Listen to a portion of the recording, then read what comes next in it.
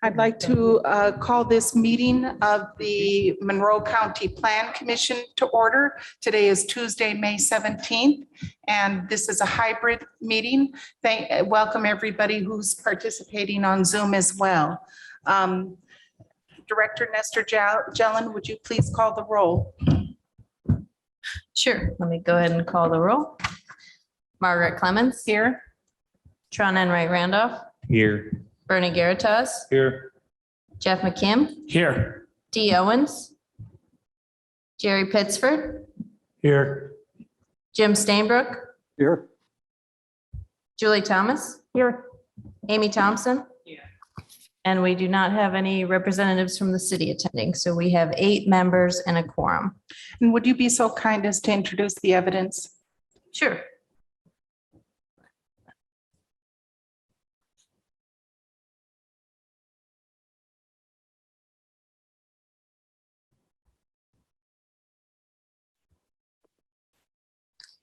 I would like to introduce the following items into the evidence.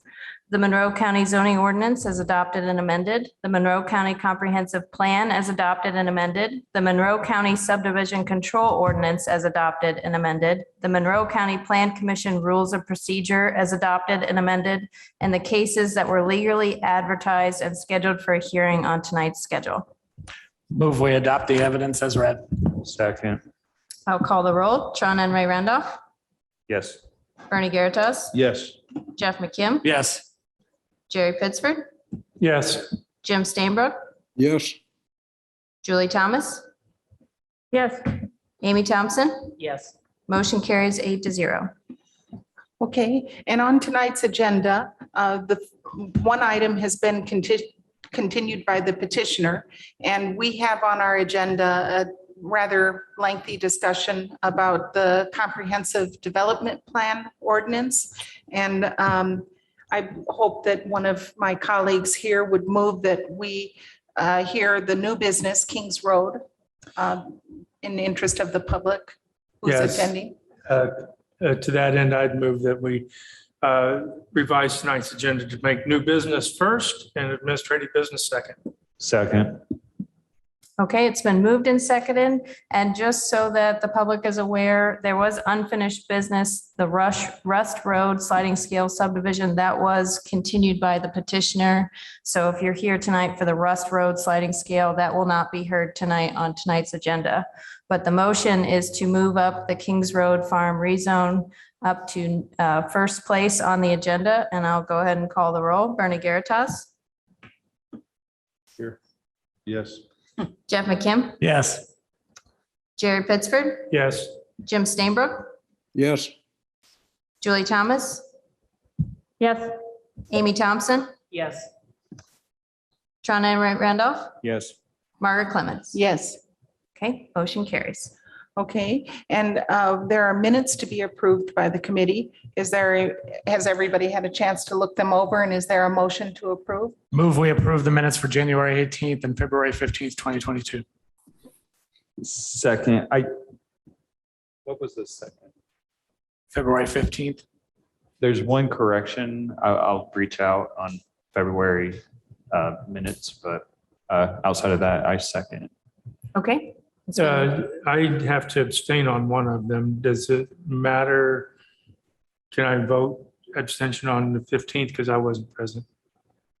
Okay, if you would like to make a friendly amendment to the motion and approve them separately. It's just a motion for division of the question. We can vote separately. Okay. All right, and Tron, your motion still stands if I do it separately? Yes. Okay, I'll run through them separately. The motion is to approve the minutes from the January 18th, 2022 meeting. Jeff McKim, Yes. Jerry Pittsford, Yes. Jim Stainbrook, Yes. Julie Thomas, Abstain. Amy Thompson, Yes. Margaret Clemens. Yes. Tron Enright Randolph, Yes. Bernie Garitas. Yes. Okay, so the minutes from January 18th are approved 7-0. And then a move to approve the February 15th, 2022 minutes. Jerry Pittsford, Abstain. Jim Stainbrook, Yes. Julie Thomas, Yes. Amy Thompson, Yes. Margaret Clemens. Yes. John Enright Randolph, Yes. Bernie Garitas, Yes. Jeff McKim. Yes. Okay, the minutes were approved, 7 and 1 abstention. Okay, well, we're moving quickly now to the first item on the revised agenda, and that is new business. Item number 1, REZ 22 3, and this is Kings Road Farm rezone from RE 2.5 to Ag RR. And this concerns 19.12 plus or minus acre parcel in Benton South Township, section 31 at 5577 East Kings Road, parcel number 53-06-31-400- 002.000-003. And I believe that this will be presented by Ms. Behrman or Mr. Myers. Mr. Myers is out of the office this week, so I'll go ahead and present this Oh, case. okay, great. Thank you, Okay. Jackie. Yes, thank you for the introduction. So this petition is a rezone for the Agriculture Rural Reserve District, as was mentioned. And first, we have a summary of the prior meetings that this case has gone towards, just to get an idea of what the recommendations have been to date. So first, I went to the Plan Review Committee on April 14th, 2022. The Plan Review Committee did offer their support for the rezone. There was a request that it would go to the Historic Preservation Board of Review. And so that was one of the recommendations that the PRC had moving forward. And then there was also a review of what's called the SHARD database, which is the historic inventory. And we noted that the farmhouse and barn structures were considered contributing in that database.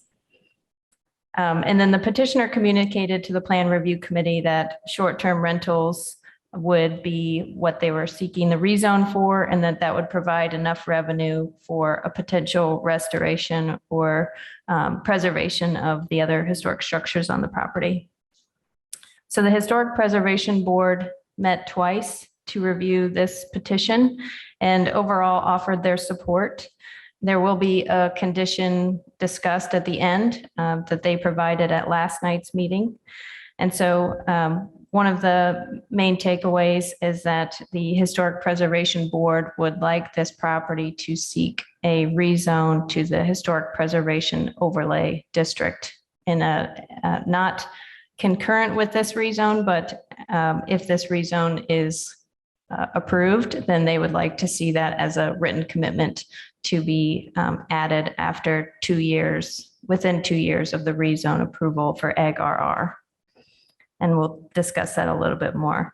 So just a little bit of background. So this is a zoning map amendment to rezone from estate residential 2.5 to agriculture rural reserve, which also requires a 2.5 acre minimum. The purpose, as the petitioner has written in a letter, is to provide the zoning to convert the existing single-family residential unit on the property to be utilized as a tourist home or cabin, which is a short-term rental. And just a reminder, a short-term rental is for a period less than 30 days. Properties in the county that can be rented for longer than that do not have to seek out a tourist home or cabin use. So the definition for tourist home or cabin is something that we wanted to bring up since there has been a lot of interest from neighbors regarding this petition. So it is a building or portion thereof in which 4 or fewer guest rooms are furnished to the public for short-term lodging agreement. And it's subject to special condition number 48. But as the Plan Commission knows and the county commissioners, ultimately, this is a rezone to agriculture rural reserve. So we should consider this for all the uses that are under the Ag RR zoning district, not just the intended purpose of the rezone, which is a tourist home. So there's an existing structure, single family on the site, 2,609 square feet, about a 1,344 square foot barn, a 646 square foot storage structure, utility shed, about a 460 square foot utility shed and 280 square foot utility shed. So just a reminder that if the Plan Commission reviews this rezone and offers a recommendation, that this would ultimately go to the Board of Commissioners to make a final decision. And so if this rezone is approved and the petitioner would like to proceed with a tourist home, then they will be required to meet all the site plan requirements under Chapter 815, which includes highway review, planning review, and building review if needed.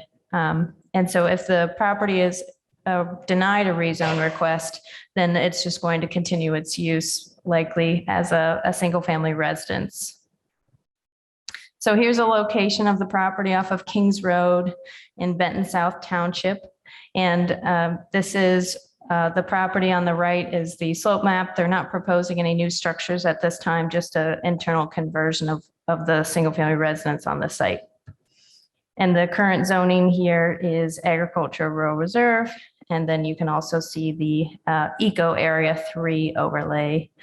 And then in the comprehensive plan, this is listed as a rural transition area. And we have a few aerial pictometry photos of the site off of Kings Road. And then also some on the ground photos where you can see the driveway access to the existing single family residence, as well as the limestone walls that line the driveway. And here's some photos of the single family residence as well in the barn.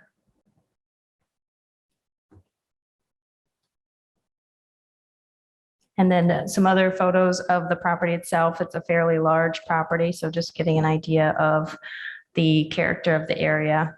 This is part of a minor subdivision, Kings Road. So this is one plat, one lot in that platted subdivision for consideration, and the petitioner's letter is also listed.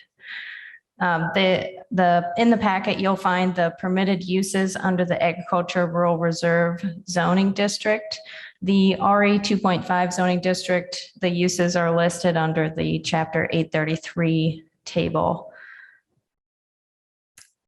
So there were several letters of support. I believe these were added after the packet had gone out.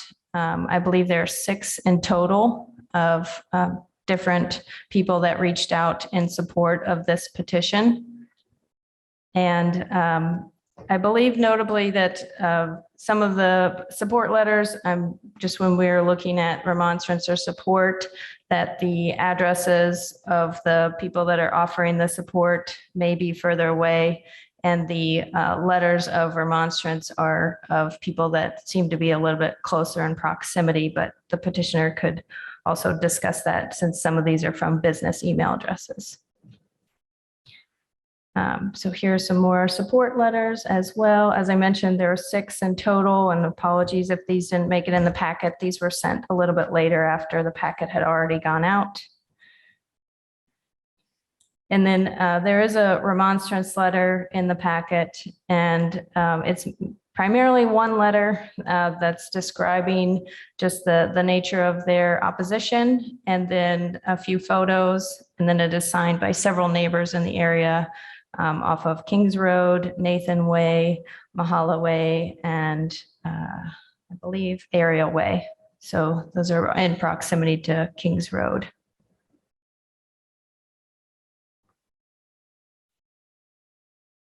Okay, and then we discussed a little bit about the Historic Preservation Board of Review condition.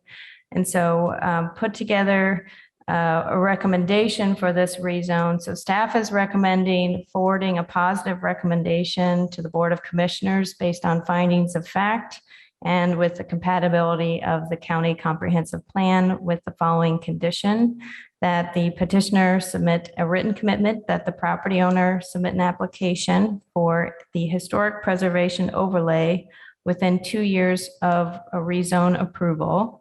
And if the historic preservation overlay is not applied for within 2 years, the owner agrees to not remonstrate against an overlay application prompted by the Monroe County Historic Preservation Board of Review.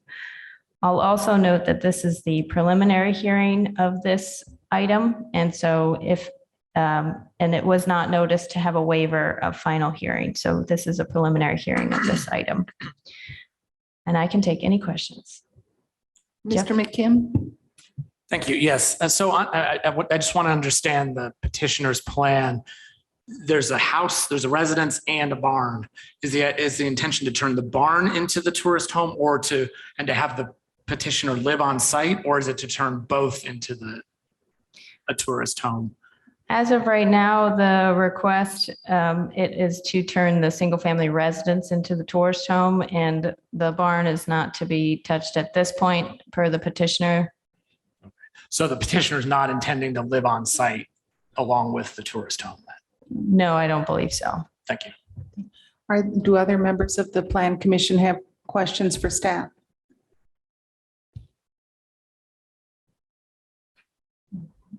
Mr. Stainbrook? Did I inadvertently raise my hand or anything, or? No, I just wanted to make sure I wasn't missing. Oh, my goodness. Thank you very much. Yes, and I had my volume turned up as I'm apt, Anyway, I've been following along here and with Jeff here, and I believe I had asked, so with an interest in Jeff's question, I believe when I asked the petitioner about this, they indicated that while they're not living on the premise there with the single family home, that the gentleman said he was in some, proximity again to where they could look after things, because I had a similar question that may have been implicit in Jeff's question, but thank you very much. Thank you. Thank you. So we turn now to the petitioner. Oh, yes, Mr. Enright Randolph. Yes, due to the staff's recommendation, I'm kind of curious, how much weight is that recommendation based off of the historic designation commitment? Just to rephrase the question, are you asking if the written commitment is severable from the recommendation of positive? Yeah, from the planning department and staff. Sure. So I think that the recommendation for positive recommendation fits within the comprehensive plan, and the written commitment request came from the Historic Preservation Board of Review, and we do see that the property is considered contributing. So it's something that we want to recommend, but it's not necessarily a requirement under the findings that we found for the property. Okay, that gets at the question. I guess what I'm trying to figure out is if that wasn't part of a commitment from the petitioner, would staff or a recommendation as a commitment from the petitioner and it not be a new condition we're looking at today, would staff still give a positive recommendation?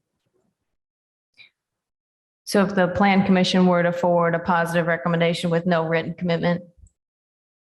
I'm just trying to figure out where the staff is, the Monroe County Planning Department staff, and where the historic preservation commission or committee is, and how those kind of intertwine. We've been seeing more of this with potential overlays tied into rezone requests, and I just trying to kind of distinguish those two from where the staff recommendation is outside of the historic preservation committee. Is it committee Sure. or commission? Yeah, Board of Review, yeah. So the planning department staffs the Historic Preservation Board of Review. And when we're looking at a petition, if it's considered to be contributing or notable or anything like that, we're always encouraging people to go ahead and preserve structures.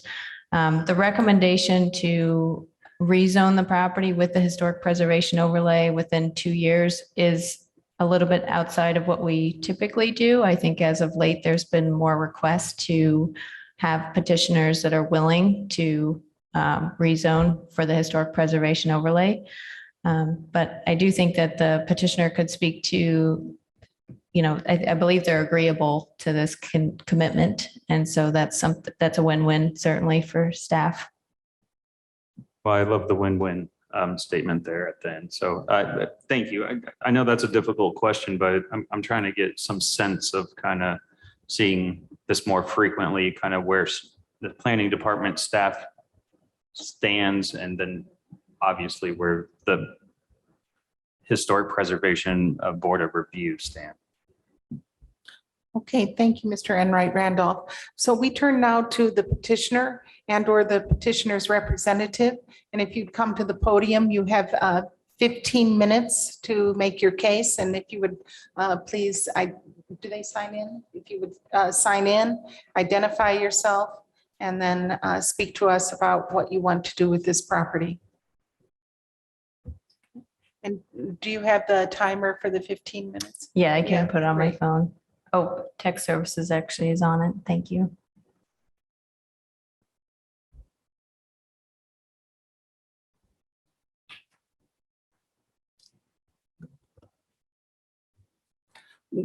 Actually, yeah. Could you, it should have a green light. Might have to hit both buttons. Whoops. There you Okay, go. green light. Yeah, thank you.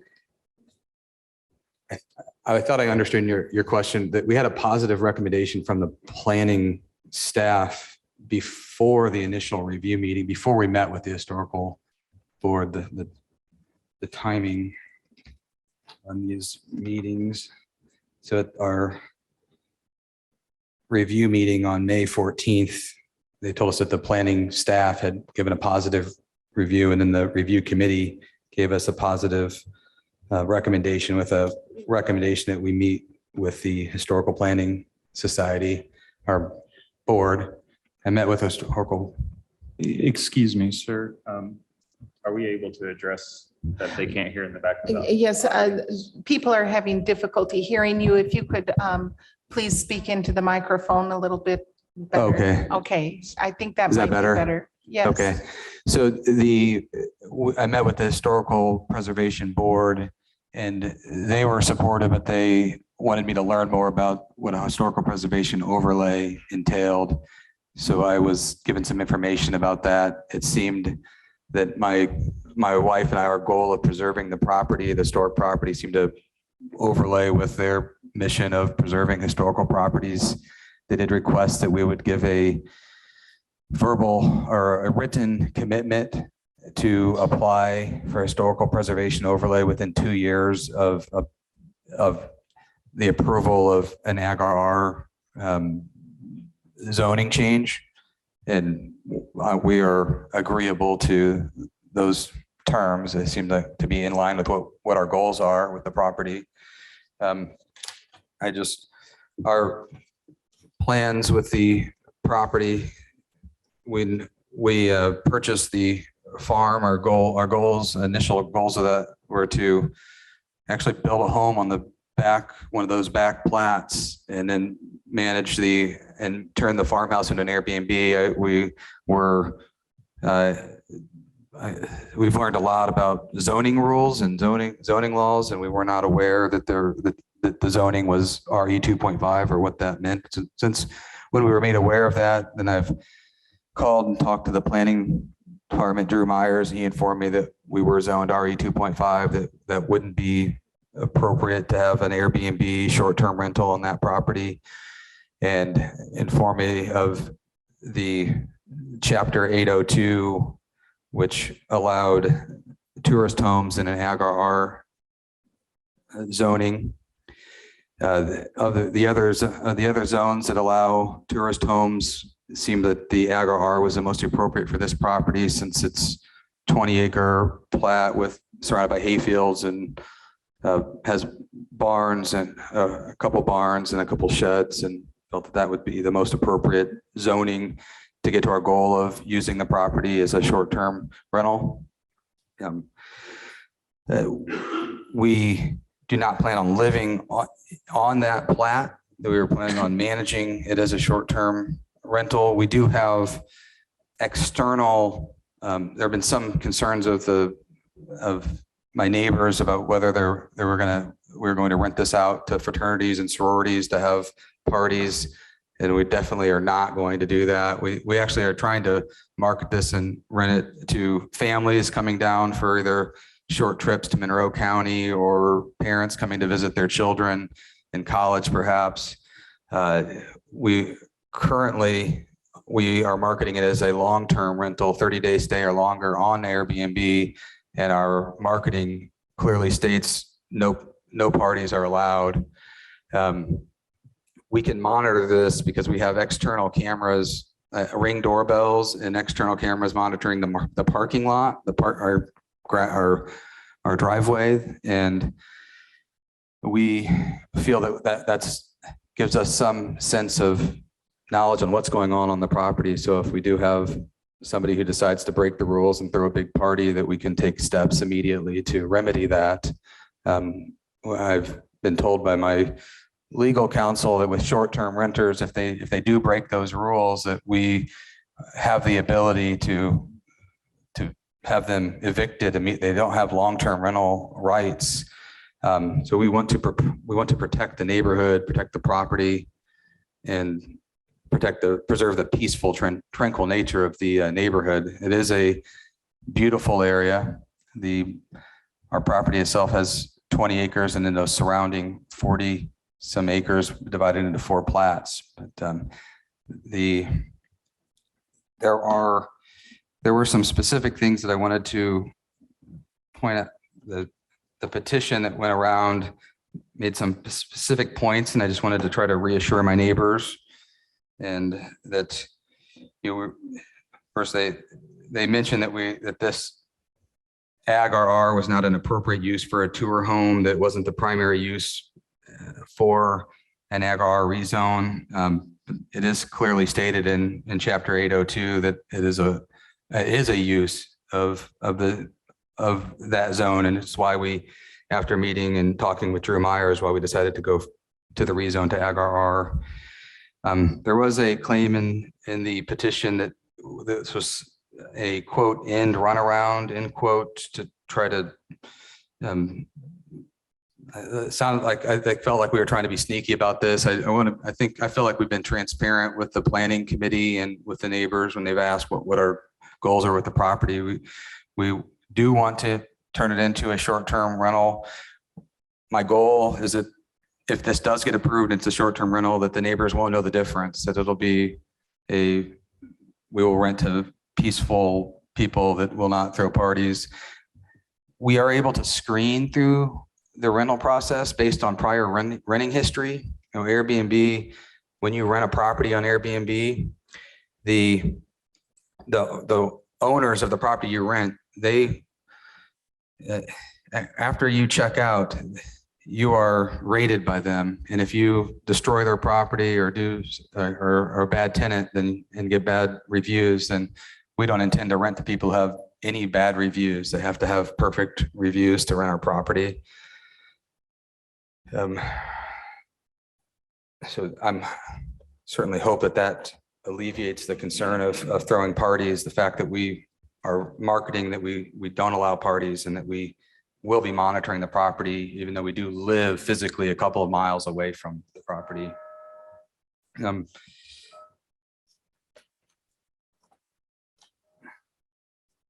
There was a claim in the petition that this was not an appropriate use of the property for the nature and character of the surrounding properties, and I just disagree. It's not a densely populated area. It's a 20-acre lot. It's a very peaceful, beautiful area that I think a lot of people would enjoy to relax and enjoy what we have to offer in Monroe County. There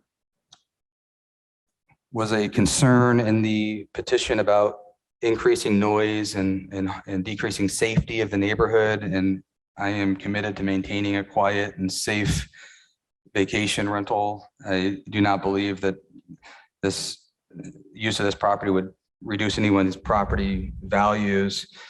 We're absolutely not going to rent to college kids or allow any large parties of any sort. I'm not sure how, several of the neighbors have told me they were told that we were going to be renting this out as for fraternity parties or sorority parties. I'm not sure how that was started, because we had a conversation with a neighbor who I think started this petition in September of last year to let her know that we would not allow any parties on the property. And then all of a sudden neighbors started telling us that they heard we were going to allow fraternity parties, and that will not happen. We will not allow that to happen in that property. They say that the property is suitable for large parties, and while we agree it may be suitable for large parties, we simply won't allow large parties on the property by short-term renters. There was also concern about the retaining or the wall surrounding the entrance and exit of the driveway. This wall was erected by the prior owners 20 years ago, and we had not heard any of these concerns in the last few years. And I spoke with Doug Dayhoff, and he said he had not heard of any of concerns about that wall for 20 years since he built it. I don't agree that it's a danger to the neighborhood. There have been 0 accidents in front of the property and 0 accidents on the road or at the entrance to the neighborhood at 46 and Kings Road. There was another claim in this petition that we are acting in bad faith, claiming that we've been renting this property out short term without the approval of the county. And I would like to say that that's false. We've never rented the property out short term. We have allowed a select family and friends to stay there for short term for free. And I would say that they have not, those families that have stayed there for free short term have not had any concerns about the safety of the entrance and exit of the driveway or accessing the property from 46 or Kings Road. And our Airbnb listing clearly states that it's a 30-day minimum stay. There was another comment about apparently a verbal commitment made by the prior owners some years ago between the prior owners and some unnamed neighbors about that the day house would not seek further rezoning. And it's hard to comment on a conversation that I wasn't a part of, but it certainly wasn't recorded as a legal agreement or disclosed as a legally binding agreement when we purchased the property. There was another letter by Doctors Gerald and Susan Pugh, and I would like to respond to their concerns. They were concerned that a short-term rental would increase traffic in the neighborhood, and I believe that it would be the exact opposite. I believe the short-term rental would decrease traffic because the property would not be occupied 365 days a year. They were also concerned that the Ag-RR zone is not compatible with the neighborhood. And I would like to point out that there are Ag-RR zoning already in the neighborhood. The property at the end of Kings Road and James Road are both zoned Ag-RR per the Elevate parcel application. They ask a question whether we would expand commercial activity, and we have no plans to expand commercial activity. In fact, as we've met with the Historical Preservation Board twice now, and we plan to apply for historical preservation overlay.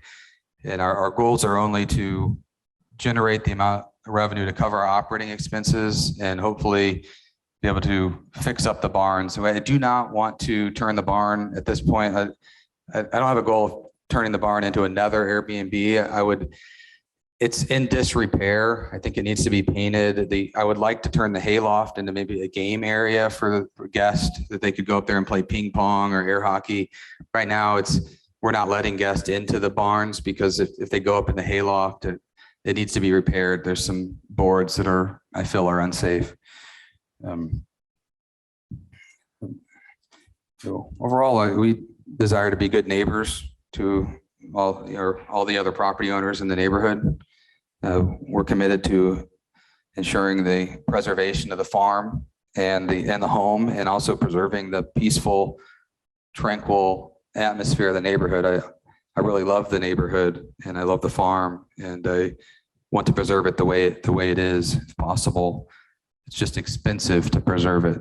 And the rezone to Ag-RR and allowing us to rent it as a short-term rental would allow us to, I feel, to increase the revenue and cover the operating expenses and hire a contractor who can preserve the barns and fix them up. Are there any other questions for me? Thank you, Mr. Voorhees. Do members of the Plan Commission have questions for Mr. Voorhees? Yes, Ms. Thompson? What is your maximum occupancy? Oh, could you turn on your microphone? Sorry. What is your plan for maximum occupancy when you're advertising with Airbnb or? We have it advertised currently as 7 maximum occupancy, but I'm open. There are 3 bedrooms and then an extra room with a futon. There is a bedroom with a king size bed, 2 bedrooms with 2 queen size beds, and then a futon in an upstairs bedroom. Thank you. Yes, Commissioner Thomas.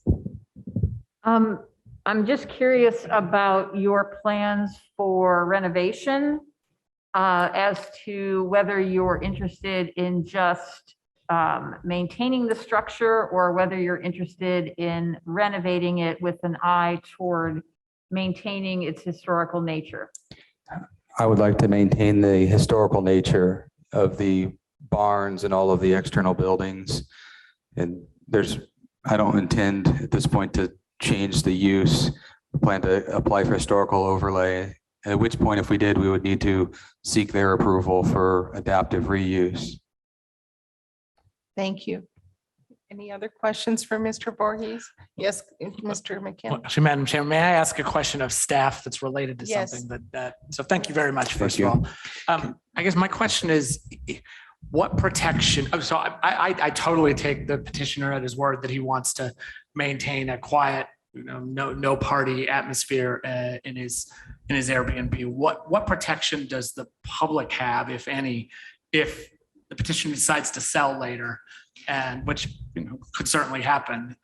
Could the next owner, I mean, are there any restrictions other than general noise ordinances that can be placed on or are already part of the ordinance that would give the public some assurance? As it relates to noise, I think that would just be a noise ordinance complaint. But I also think that Drew put together the conditions for a tourist home. So maybe those would be helpful to walk through a little bit about what the regulations are. So it says that the lot size must meet or exceed the minimum for the area in all infrastructure facilities. So that includes the septic system, and the driveway has to be meeting the requirements. And then it also says it shall be located no closer than 200 feet from any adjoining principal use structure not used as a tourist home, or from the adjoining property setback line if there is no principal use structure next door. And then any pool or spa facilities must meet state or local Board of Health requirements, parking only on paved or gravel driveways, no parking on the street or the road, 1 parking space per guest room, no parking of any vehicles in any yard or setback area. And then rules have to be posted outside near the main entrance. And there must be a 24-hour contact number. And it says that is related to noise restrictions, solid waste management rules, fishing license rules, et cetera. And that there's a diagram of the property boundary lines, designated parking map, smoke detectors, and all solid waste must be removed from the property, and no more than 2 guests per guest room. Thank you. Okay, are there any other questions for Mr. Voorhees? Okay, thank you, Mr. Voorhees. We'll hear now from the public. Thank you. I mentioned it to Jackie that we had talked to Drew about asking for a waiver for the next meeting, whether or not that was what we had meant. Okay, thank you. Thank you. Okay, are there members of the public who are here who would like to speak in support of this petition? If so, please come to the podium. Or if you're participating on Zoom, please raise your virtual hand so that you could be recognized to speak in support of the petition. Or if you're calling in by telephone, press *9 on your telephone to be recognized. So there's no one. Now we will hear from the members of the public who are here to speak in opposition to this petition. And each speaker will have a limit of 3 minutes. And if you would come up to the podium, sign in, and then when you begin to speak, your 3 minutes will begin. So if there are members of the public who are here to speak in opposition to this petition, please come to the podium. In order to speak, just sign your name, and then when you begin to speak, the timer will begin for 3 minutes. Thank you for coming tonight.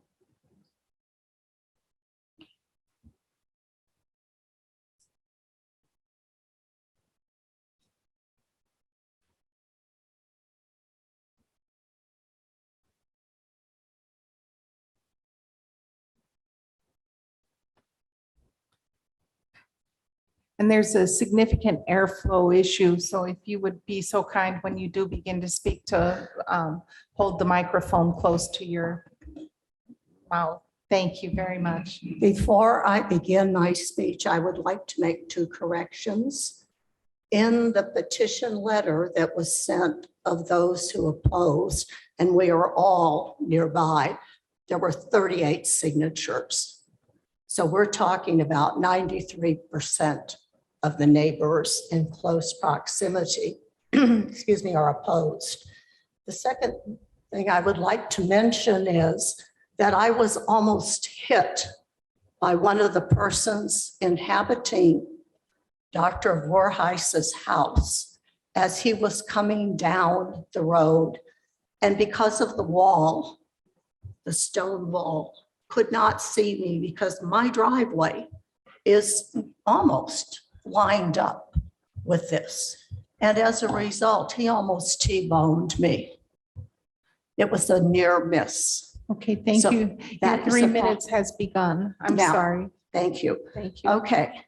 I speak to you tonight as one of the 93% of neighbors in opposition to the rezoning. The petitioner has said a lot tonight about his intention to promote historical and/or preservation, wildlife preservation. Unfortunately, it is very difficult to see how the rezoning petition furthers the cause of those 2 very noble aims. He is asking for a rezoning of a relatively small portion of his land, a little more than 19 acres, from residential to agriculture. This would not prevent further housing development on the remaining 40 or so acres, which are zoned RA 2.5 and therefore could be sold. Nor would it prevent a future owner from making significant changes to the property. The historic preservation designation, which would apply to the 2 structures, the barn and farmhouse, would also be, as Drew Myers has told me, perfectly compatible with the current zoning. So why rezone? The petition clearly states that the objective of the rezoning of a small portion of the farm is for the purpose of a tourist cabin. There would be no resident owner on the premises, as the owner now lives in Devonshire subdivision, some miles away. It would be a commercial enterprise, an LLC, in an area in which zoning laws normally prohibit commercial enterprises. And it would likely draw clientele who, despite one's best intentions, could easily become disorderly and disruptive. Commercial enterprises such as these can charge upwards of $1,000 to $2,000 or more a night during major events, such as football games and Little 500. And with the proximity to IU, the guest cabin can be full every weekend, if not during the week as well. Furthermore, any attempt to designate the guest cabin as having five-star guests cannot regulate guest behavior when the owner is not living on the property. Other barns have owners on the property. Expenses in renovating the farmhouse and barn with the HP designation could be covered under current zoning, existing zoning, because of substantial depreciation on the property for renovation, resulting in the owner paying lower taxes. There are grants from Indiana to help defray the costs of renovating I'm these sorry structures. your And time- long-term rentals that could help critical housing shortage. Your in the time is country. up. I'm sorry, your time is up. Okay, may I just close? In closing, I submit that this is not really for the purpose of historic preservation, but for the purpose of establishing a commercial guest cabin, and I strongly oppose the Thank you petition. so much. Thank Thank you very much. Thank you. She wrote this.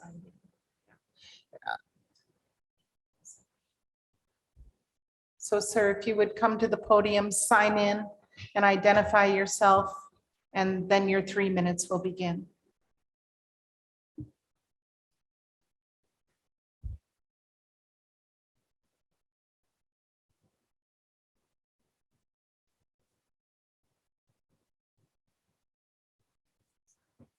Okay, my name is Tim Fort. I lived on Mahalia Way at the end of the Mahalia Road. First of all, I want to say that I understand the desire to keep a historic spot. I grew up on a farm in Western Illinois. The house is now a 160-year-old stone house. My parents have been gone for about 25 years now, and my siblings and I have been trying to preserve that for the last 25 years of our lives. And we struggle with it too. It's hard to do, because we don't live there. And so trying to make sure that it's kept up, keeping up with the expenses, it's very difficult to do. But I fear that what's happened here is that there's a contradiction that makes this impossible to actually fulfill. The entire premise, there's two parts. One is, there's been a lot of talk about a party and restricting parties. Well, one is, what is the definition of a party? Is that 2 people? Is that 4 people? Is it 150 people? And the only way that you can determine whether or not a party is going to be excessive is if you're able to monitor it properly. If you're not present to be able to monitor it properly, then you're going to have to rely on external cameras and mechanisms in order to be able to observe what is happening. I can't imagine that if that is the case, you are not buying a lawsuit for violation of constitutional privacy rights. I mean, how do you do it? You can't go to a hotel. You can't be looking into people's rooms with cameras. There's laws against that. And if you're not present, if you don't have someone is there who's monitoring it, who can hear, who can call out, who can stop and say, quiet down. If we're relying on electronic mechanisms, I think you're buying another mechanism for a lawsuit that will undermine the entire capability of maintaining this in a quiet way that is mindful and respectful, which I take your word that you're trying to do. I get that. I'll give you credit for that. But I don't think it can possibly work without buying another lawsuit that dooms the entire thing. Thank you. Thank you. Thank you, Mr. Ford. And the next person, if you would come up and sign in and identify yourself, and then you'll have 3 minutes to speak in opposition.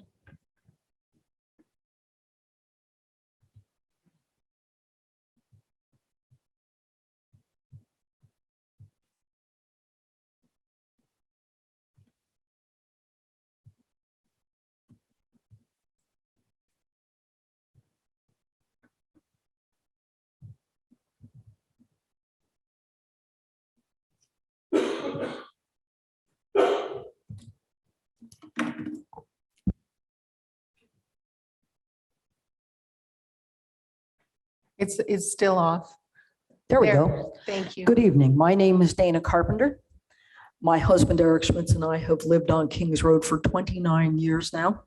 We have lived there since it was a little unknown road in the country, before Belterre was even platted. We've been there all along. We first lived at 5491 East Kings Road. We now live at 5431. We still own our starter home and the house in between, 5475. We rent 5475 and 5491 as long-term rentals. So that gives us a considerable investment in the neighborhood. We have had an Airbnb next door on the other side, on the house just south of us. So we have some experience with short-term rentals. People don't have to have the party at the property.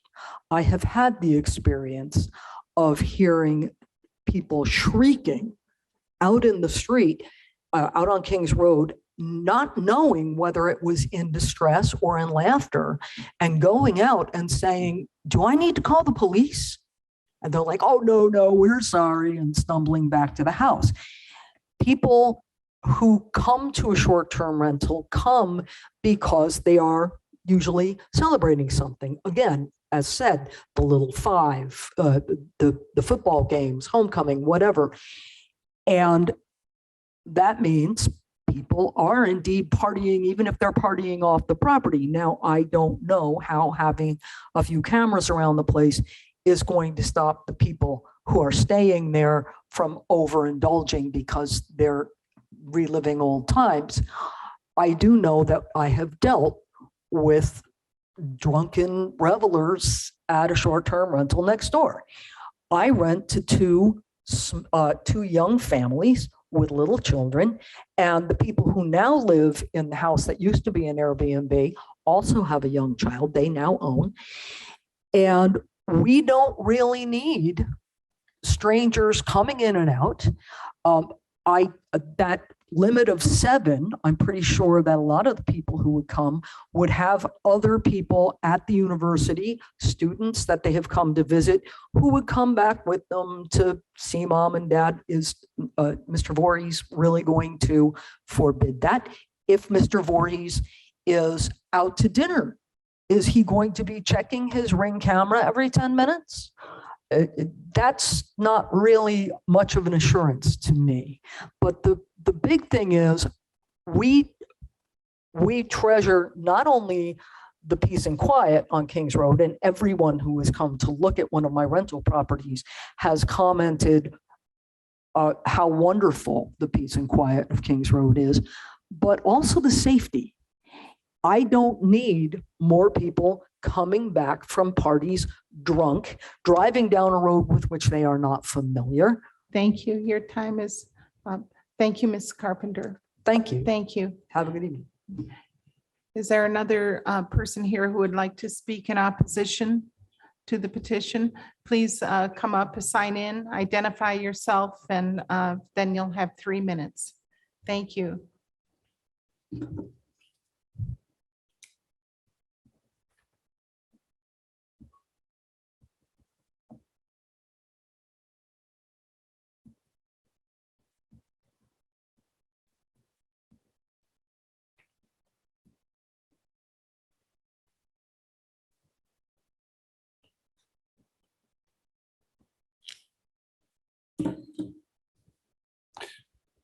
Hello, my name is Don Hollinger. I live at 5525 East Kings Road. My property actually adjoins the Voorhees property at 5577. We are separated by an 8.2 acre conservation easement, Sycamore Valley Land Trust, that separates, or doesn't separate our properties, but exists between and is part of the 19 plus acres that they're seeking the additional or the change to Ag RR. As my understanding, under the 2.5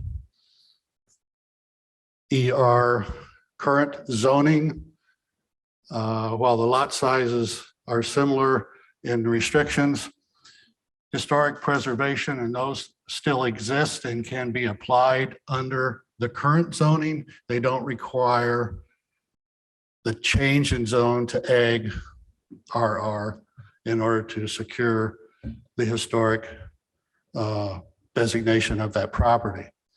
I think the long-term concern is, do we open the door for, once this zoning is changed, what's our recourse should other owners come along, or the chance to take this 19 plus acres and acquire additional structures and do expand the use. The AGRR's primary function as a zone was agricultural. While there is that opening to allow short-term rentals, its primary purpose was not for short-term rentals. It's available for that, but its zoning purpose was primarily agricultural. The estate residential 2.5, that all of the surrounding properties, 90% of the properties fall under, continues that agricultural, rural estate feel, the quietness, the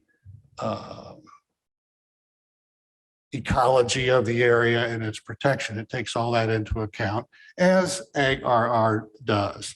But AGRR has that one little window. And I think we should be cautious of what window or what doors do we open when we put that kind of a new zone right in the middle of a surrounding area that is almost entirely zone estate residential. That's all I have. Thank you. Thank you, sir. Thank you very much. Is there anyone else who would like to speak in opposition?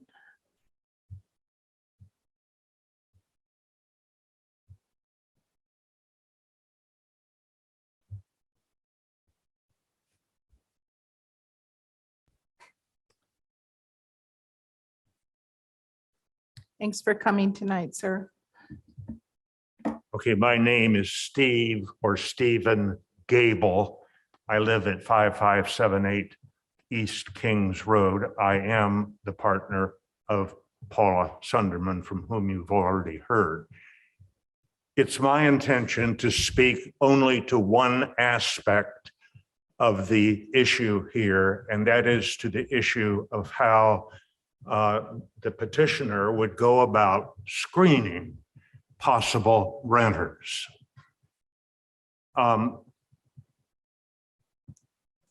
know that he intends to screen these renters and screen them well. But I have spent my entire career in the insurance business. And I know from experience that screening people is far more difficult than what he seems to think. It requires far more than simply a B&B rating.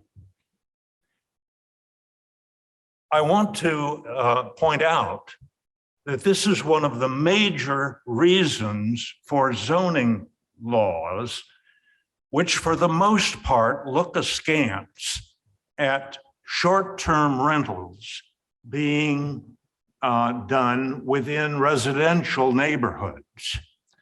So what assurance do we have if this property is rezoned?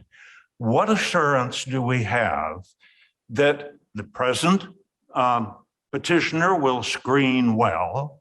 And more important, perhaps, what assurance do we have that any future owner will screen well? Thank you. Mr. Gable, would you please sign in before you leave the podium? Thank Oh, you. Sure.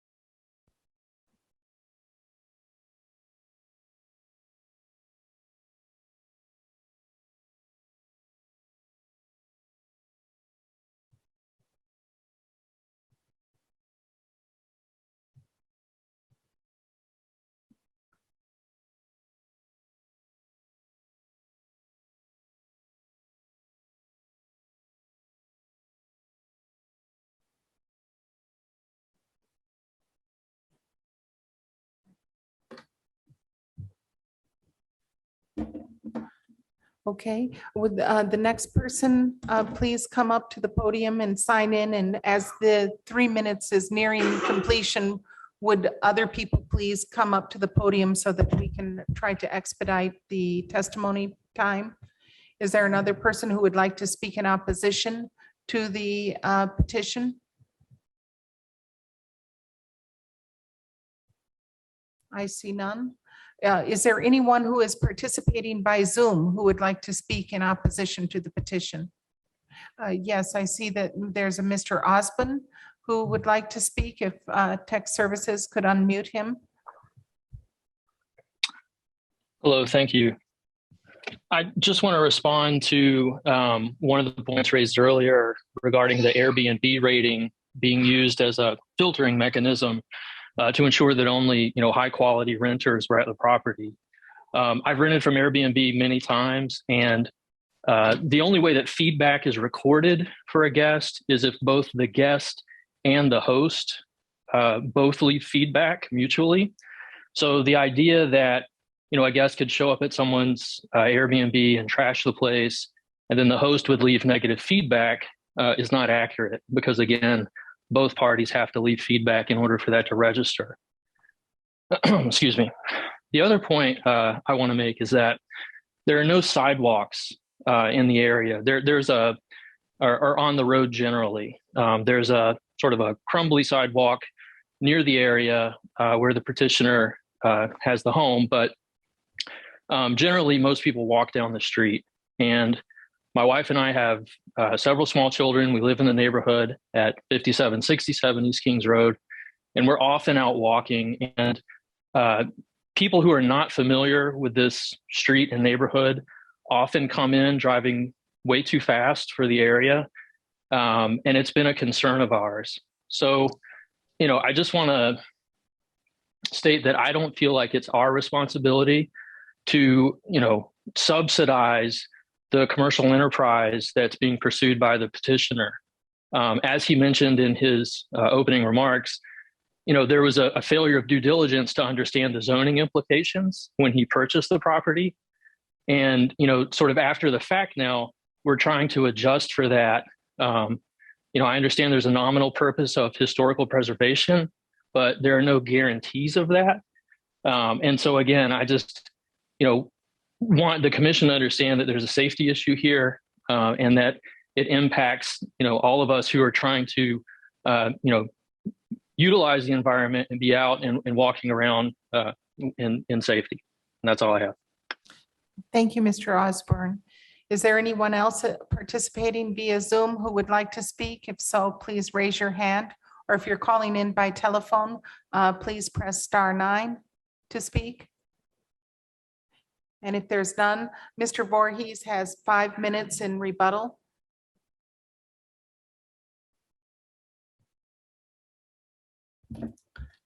Thank you, neighbors, for your feedback.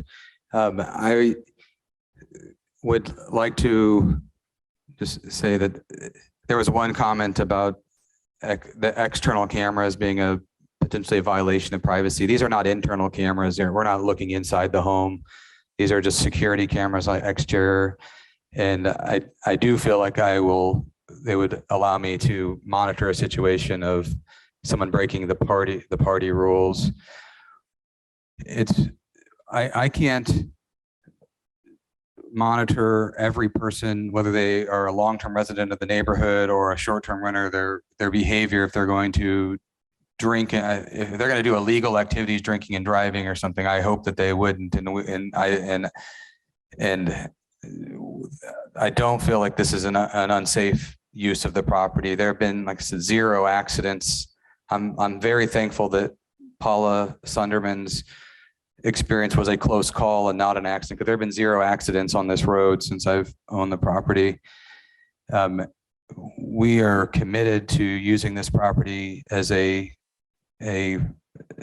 keep it a peaceful, tranquil property and not to interfere or to cause any type of disruption with the neighbors. I would say that there was some points about with RE 2.5, we can certainly do historical preservation overlay. It's the uses of RE 2.5 are very limited. I could do a long-term rental to a single family. The other like permitted uses are like a group home for developmentally delayed, a group home for mentally ill, a group home for 5 adults, a cemetery, or a pasture land. And those are, while are nice uses of the property, they won't allow us to likely cover the operational costs and to preserve the property as in its current form. And so, yeah, I do think it could, that would be the issue of preservation also requires some sort of just revenue to be able to preserve, not just a desire to preserve. And I have a desire to preserve the property.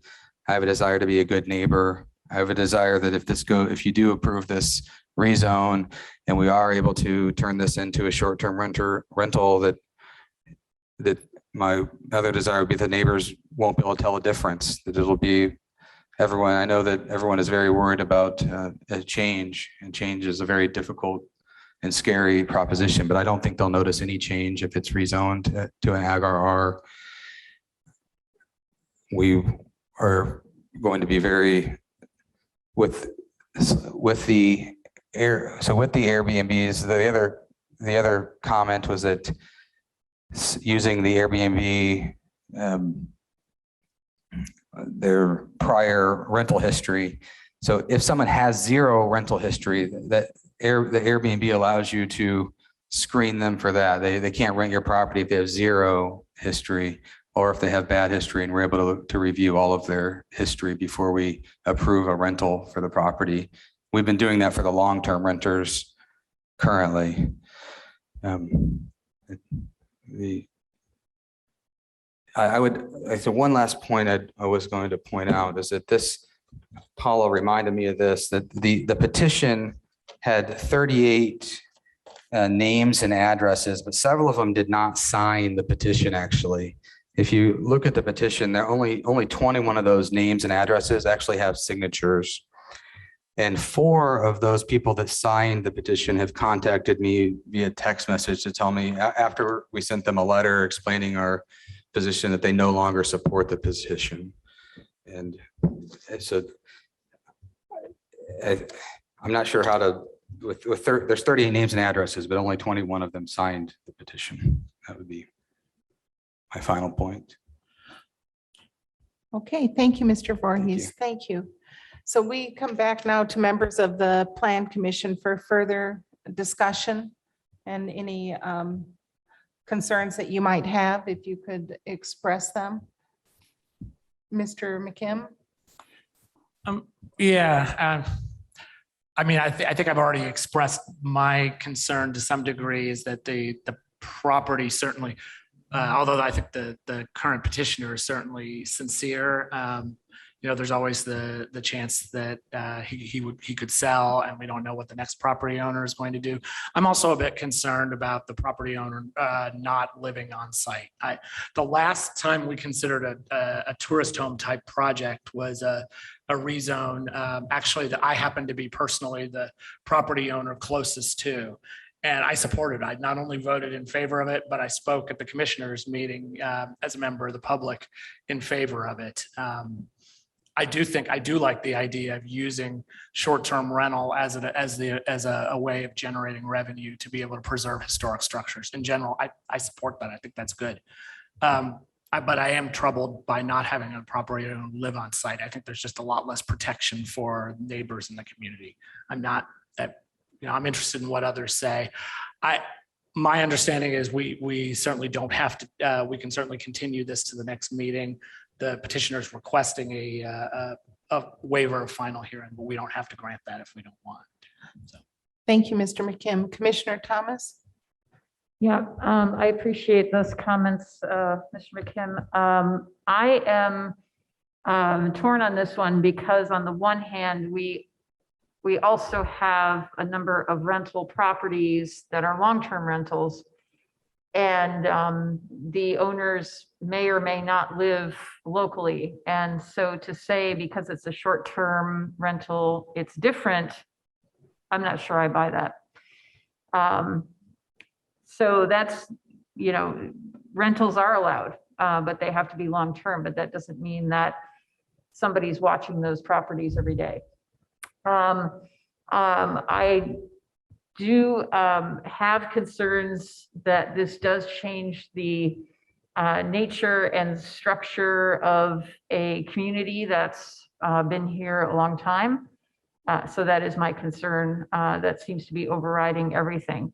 I typically would say, to Mr. McKim's point, that if we wanted to have another hearing, we could, but typically I only would say that's a good idea if there's more information that we're seeking, and there's not much else that I can learn right now unless somebody sees something that they want more information on. I think we should take a vote tonight. Thank you. Does anyone to my left have any comments? Mr. Pittsford? Yes, questions more than anything else.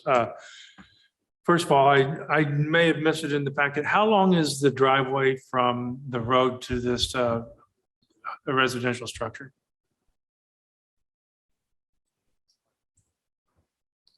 I can do that. I did that earlier. It's did? approximately 500 feet. Okay, Give or 500. take 500. 20 feet. Okay. Okay, 500 feet. Okay, pretty significant difference or distance. Then my other question is, in the use categories, there's one that comes up a couple of times. Historic adaptive reuse. What is that? So historic adaptive reuse is a conditional use that is available to property owners that have a local designation as historic. And typically what that has meant is that it allows multi-use on the property in the form of like having a single family residence and a tourist home on the property. That's actually not by right allowed under the current zoning ordinance. So I know Mr. McKim was talking about that for another property. That was how they got to that end result. Okay, all right, thank you. I'd like to correct it. That's the length of the drive, more or less. It's 300 kind of to this building. 300 feet to the building. Okay, thank you. But the entire length of it then is 500. Okay. And the conditional use does get neighbor notification, and it does go to a Board of Zoning Appeals hearing before they would apply for something like that. Okay. Yeah. Mr. Schilling, do we still have maintaining common nuisance ordinance or laws on the books? If somebody has a property where commonly people are gathering, creating a nuisance, that they can be enforced? They can enforce that privately. If it affects a large enough area, it could be regarded as a public nuisance. Okay. All right. So there is a mechanism though in law that if people in a residential neighborhood are bothered by the use of a property by an owner that is creating a common nuisance, that there is avenues for redress. Yes. All right. Thank you very much. So, and then the last thing is the petitioner willing to eliminate any of these permitted uses as a condition of a favorable recommendation? I'm not sure if that has been discussed with the petitioner through any of the subcommittee meetings, but we could discuss that with the petitioner after. Okay, good, because I see a lot of uses that may be even more controversial to a residential neighborhood than the one we're considering right now. That's all I have. Thank you, Madam President. Thank you, Mr. Pittsford. Does anyone else to my left? Mr. Garitas? So I didn't see in the packet was there anything on the list of uses for the RE 2.5? Let me go ahead and pull that up. That's a good Would point. you do that? I couldn't find it. Yes. I saw the agro reserve.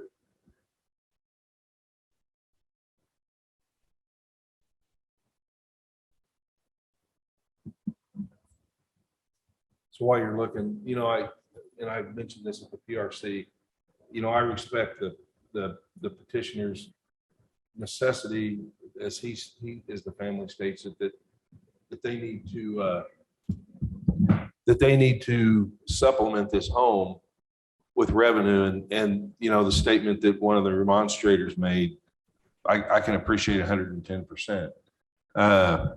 So I think that it's a very common goal, and I think it is a very useful way to sustain the house in a manner that keeps it viable over time, because they do dilapidate in a very quick, very rapidly. And I think that having it as party central, having it with people in the home coming in, strangers tearing the house up so then they can just spend more money to repair it, that is contradictory. And I think that one of the remonstrators used that term. I don't think it was in that context, but that's the way I see it, is that would not be the goal of the owner, to have people come in and tear up their home in order to put more money back in to fix what the people tore up. It's an endless circle and doesn't make sense. The question on that Tron had with the Historic Preservation Board, my question would be on this: who would pay for that if within 2 years they would apply for that overlay? So the filing fees are actually free. Okay, For an HP overlay. So they would still have to generate drawings or sketches or something. Correct. But if it would automatically kick into the Historic Preservation Board handling that petition, they may learn something. Why wouldn't we just have the ability for the Historic Preservation Board, with the non-remonstrance of the owner, just leave it at that and not put in the additional condition that they would apply? And if they don't, then the HP board would be able to make application without remonstrance from the owners. Does that make sense what I'm saying? So that would just be a question I would have. It seems to be a double requirement that isn't necessary. If they're not going to remonstrate against it and the Historic Preservation Board thinks this is something that is necessary and that they would like, then they would carry the candle to make that happen. So again, it looks like you've got the RE 2.5 up there. Yes, so the first column is the RE 2.5 category. So then the uses are on the left side. So bed and breakfast is a conditional use. Cemeteries, permitted use. A church is a conditional use. Crops and pasturage, that's basically farming, is permitted. Daycare center is conditional. Fire station is a conditional use. Historic adaptive reuse and home occupation are conditional.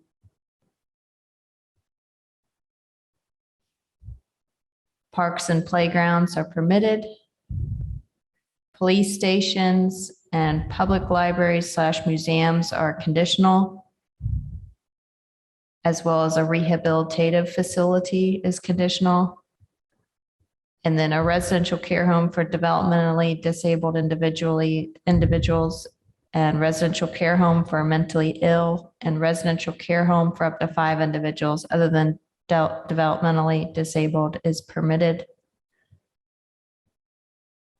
And then schools are conditional, and single family detached dwellings are permitted.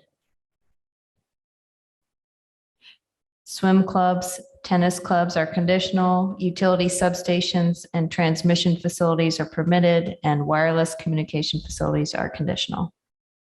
So it kind of goes in with what Mr. Pittsford was saying, not the words in your mouth, Terry, but that, you know, there are a lot of uses that I see that if it was to be just a commercial enterprise, they could reach out and potentially do something in an RE 2.5 if they were just using the property to make money. But it seems like they're wanting to do it in a way that's consistent with a single family residential home and still build enough revenue to keep it, and, you know, to keep the walls from falling in. So I think it's a good petition. I don't think that the HP overlay, for them to be forced to do that in 2 years, I think if the Historic Preservation Board would want to see that happen, they've got the ability to do it through any conditions that we would put on this for recommendation of approval to the county commissioners. So those are my thoughts. That's all I've got. Thank Thanks, you, Mark. Mr. Garatas. Are there any other comments to my left? Okay, I see Mr. Stainbrook has his hand raised. And Mr. Stainbrook? Yes, thank you, Margaret. I will continue to listen. I have no further question. I would like to share my view of this. I find the concerns of the neighbors to be compelling, and I will most definitely vote no with reference to the petition, barring some epiphany of understanding, which I most definitely, again, do not anticipate. Thank you, Margaret. Thank you. And I'd like to add my own comments here at the end. It matters to me that the neighbors have come out, that there's such a strong concern by the community that surrounds this property, who would like to preserve their way of life and the lifestyle that they invested in with their life savings. And it matters to me that you have spoken in opposition to this petition. And it also matters to me, some of the permitted uses in the Ag RR that could take place downstream if this zoning change takes place. And so I myself find myself convinced by the neighbors and their concerns. So that being said, I think it's time for either a motion. Yes, Mr. Enright Randolph.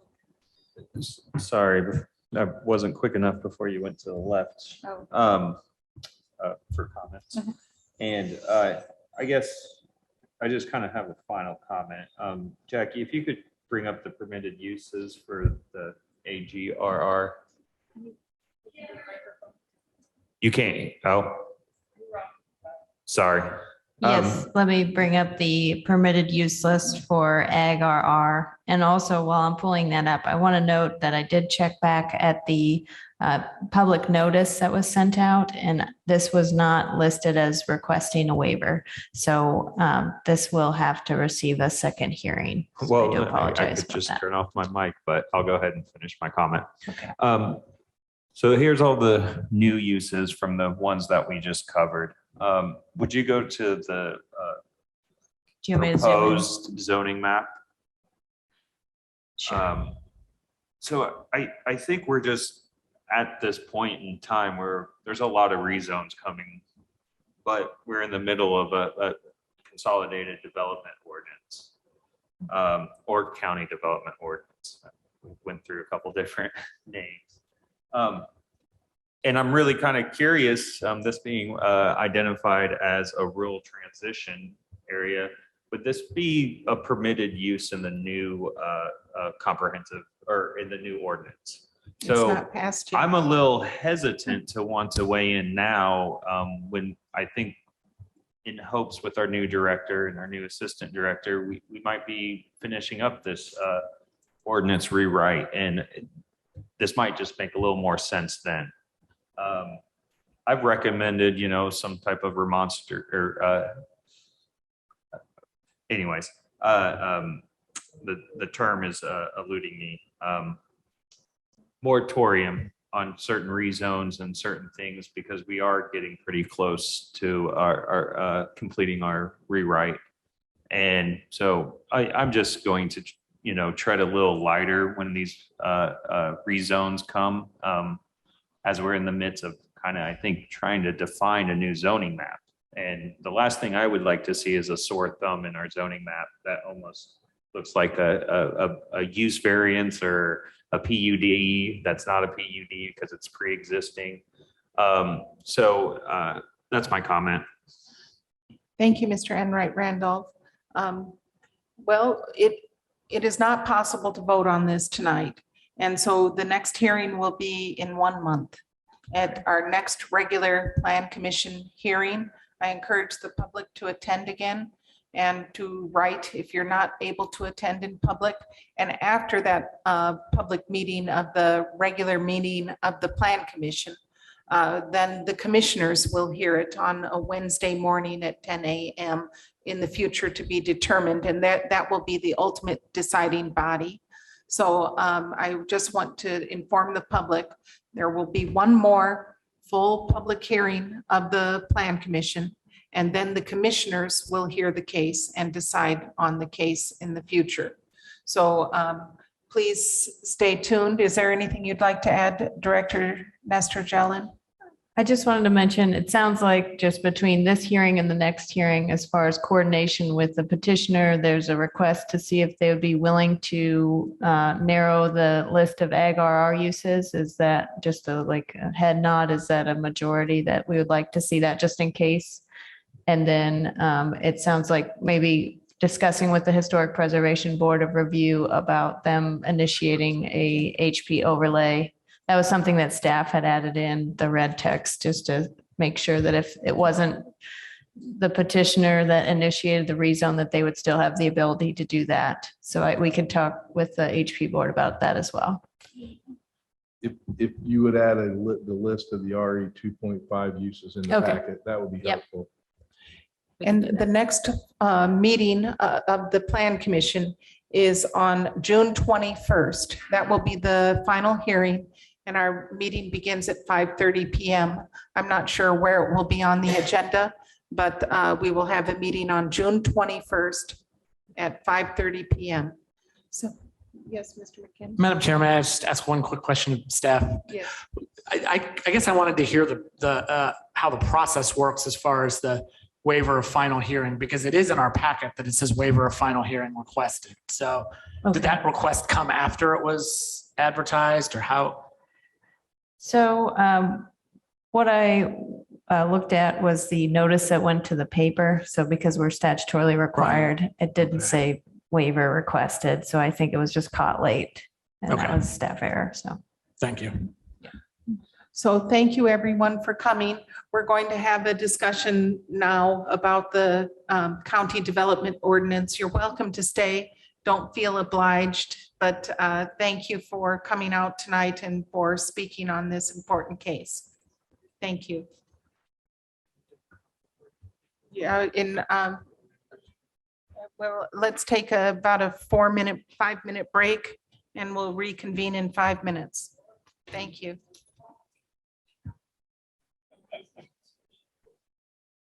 Okay. Oh, that would be cool. Well, thank you, everyone, for your participation in that last case and your good thoughts and good questions and good discussion concerning it. So now we're going to move on to the CDO discussion. And I also want to say, I should have said it at the beginning of the meeting, congratulations to Tammy Behrman, who is the new Assistant Director of Planning. And so we're looking forward to hearing from both of you about the new CDO, and you're going to lead us through, I know, a very healthy discussion. yes. Madam So President, if I might just weigh in real quickly, I've been away for a while, so it was news to me that you were in your new position. When I got back, that was good news. And as somebody who's been associated with the Plan Commission for a number of years, I very much appreciate the fact that we can confidently promote from within, especially at this juncture in the development of the county ordinance. It was a great relief to me, and I'm sure other plan commissioners share the sentiment that we're not changing horses midstream. So not to say you guys are horses, but you understand the analogy. You're So, stuck, you're no, stuck. There's no but. So anyway, I certainly do appreciate the continuity that we're going to enjoy. And thank you for being willing to take the position, because uneasy rests the head, wears the crown. So thank you. thank So- you. Yeah. So we turn it over to you with confidence that you're going to help us get through this. So take it Yes. away. Yes, definitely. So yes, Tammy and I worked on this a little bit before the meeting today. So we are having a CDO discussion at the regular session. Part of that is because we have had 2 administrative meetings that weren't able to be held due to quorum requirements. So we do want to try and facilitate these discussions at the administrative meetings, just so that we have a little bit more time to discuss, and we can leave some of the administrative items to be a little bit more high level or summary.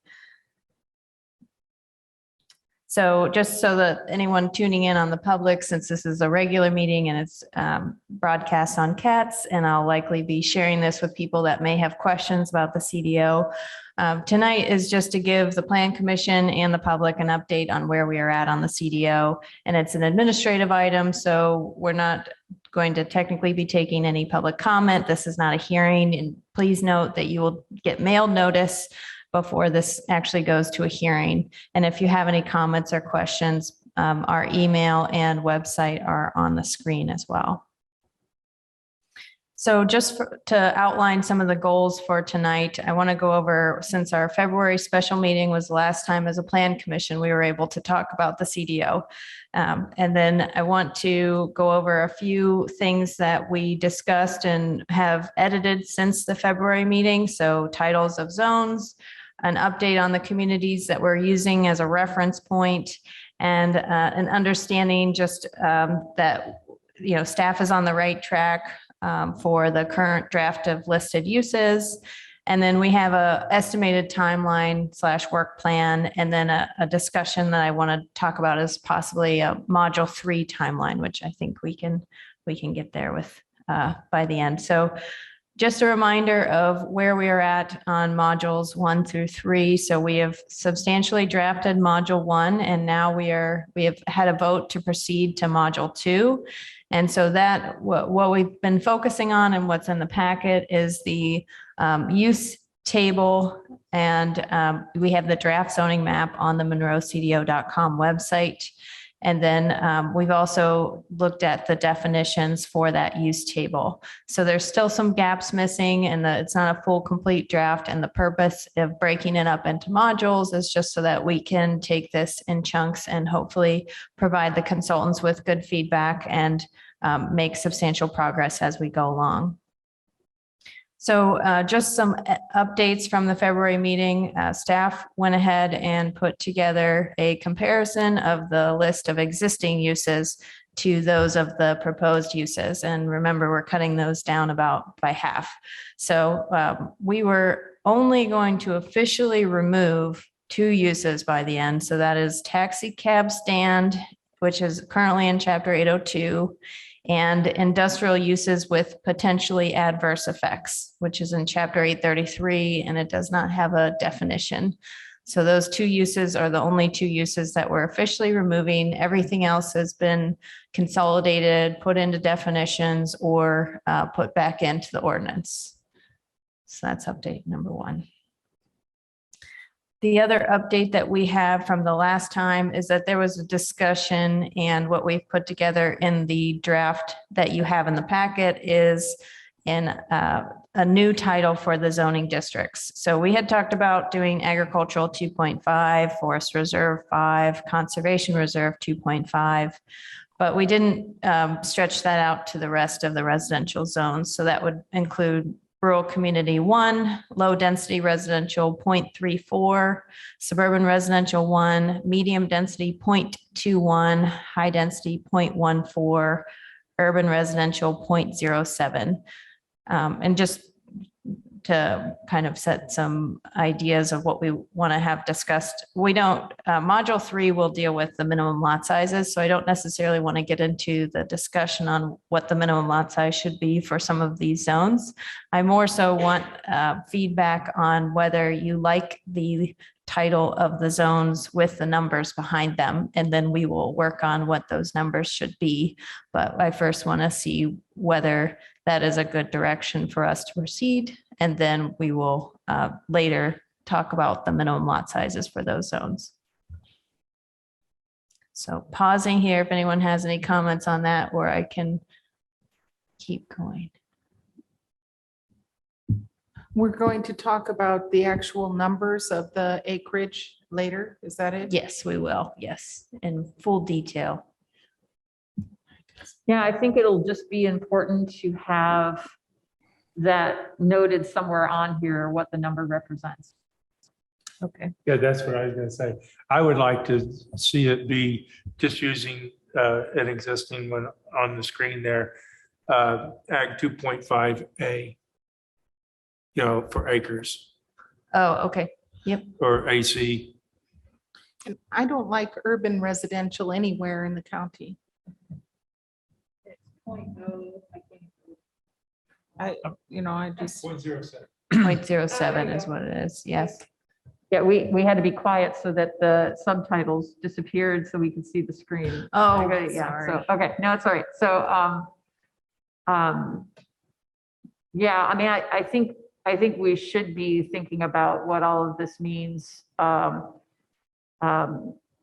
especially given information we've been receiving about sewer service to new residential structures. So I think we're going to need to rethink all of this very soon. But Anyway. I would think rural community and urban residential could be one and the same. Rural community, that's really urban residential is an urban or a rural community. So, I'm sorry, Mr. McKim? Well, I thought we were talking about the naming convention here and Yes. I guess I don't like, I mean, I guess it's fine with those large rural zones. Those residential zones, I just think that's kind of ugly and I think that's going to be more confusing for the public rather than less confusing. To call something LR 0.34, they're going to be like, well, what about, is there also an LR 0.35 or an LR 0.36? I don't know. I think that's going to create more problems than it solves. I don't mind it. It somehow it doesn't bother me as much for the 5s and the 2.5, but those odd decimal numbers, it's just, I think it's confusing. I want to echo that.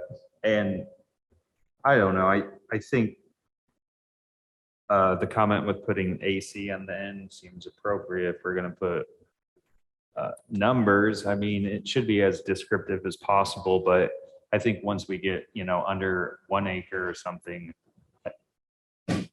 at that point, I feel like planning is going to be working with them where they already know what the minimum lot size is. I do agree that having the acreage in the larger zones will immediately be kind of self-identified by landowners. And anyone under an acre is probably working with planning already to a degree where they know what the minimum lot size is. So that's my thoughts. Commissioner Thomas? Perhaps, I mean, may I be so cheeky as to suggest that perhaps if we listed something as low density residential, 3 homes per acre, that would highlight the fact that this is super high density for the county. This is the county, this is not the city. Medium density, 5 homes per acre. Medium, that's medium. I mean, to me, that's shocking, right? High density, 7 homes per acre. Right, if I did my math right, let me look, yeah. Urban residential, wow, right? That is, maybe that's why this is difficult for us to digest. Because this is the county, this isn't the city. Wait a minute, where is the urban residential? Is that Steinsville? So there is some urban, it's very, very limited, the urban residential that exists. There's one property that's zoned urban residential in Harrodsburg. And then there's some that is zoned urban residential, I believe, in some of the AFA areas. Or no, not the AFA areas.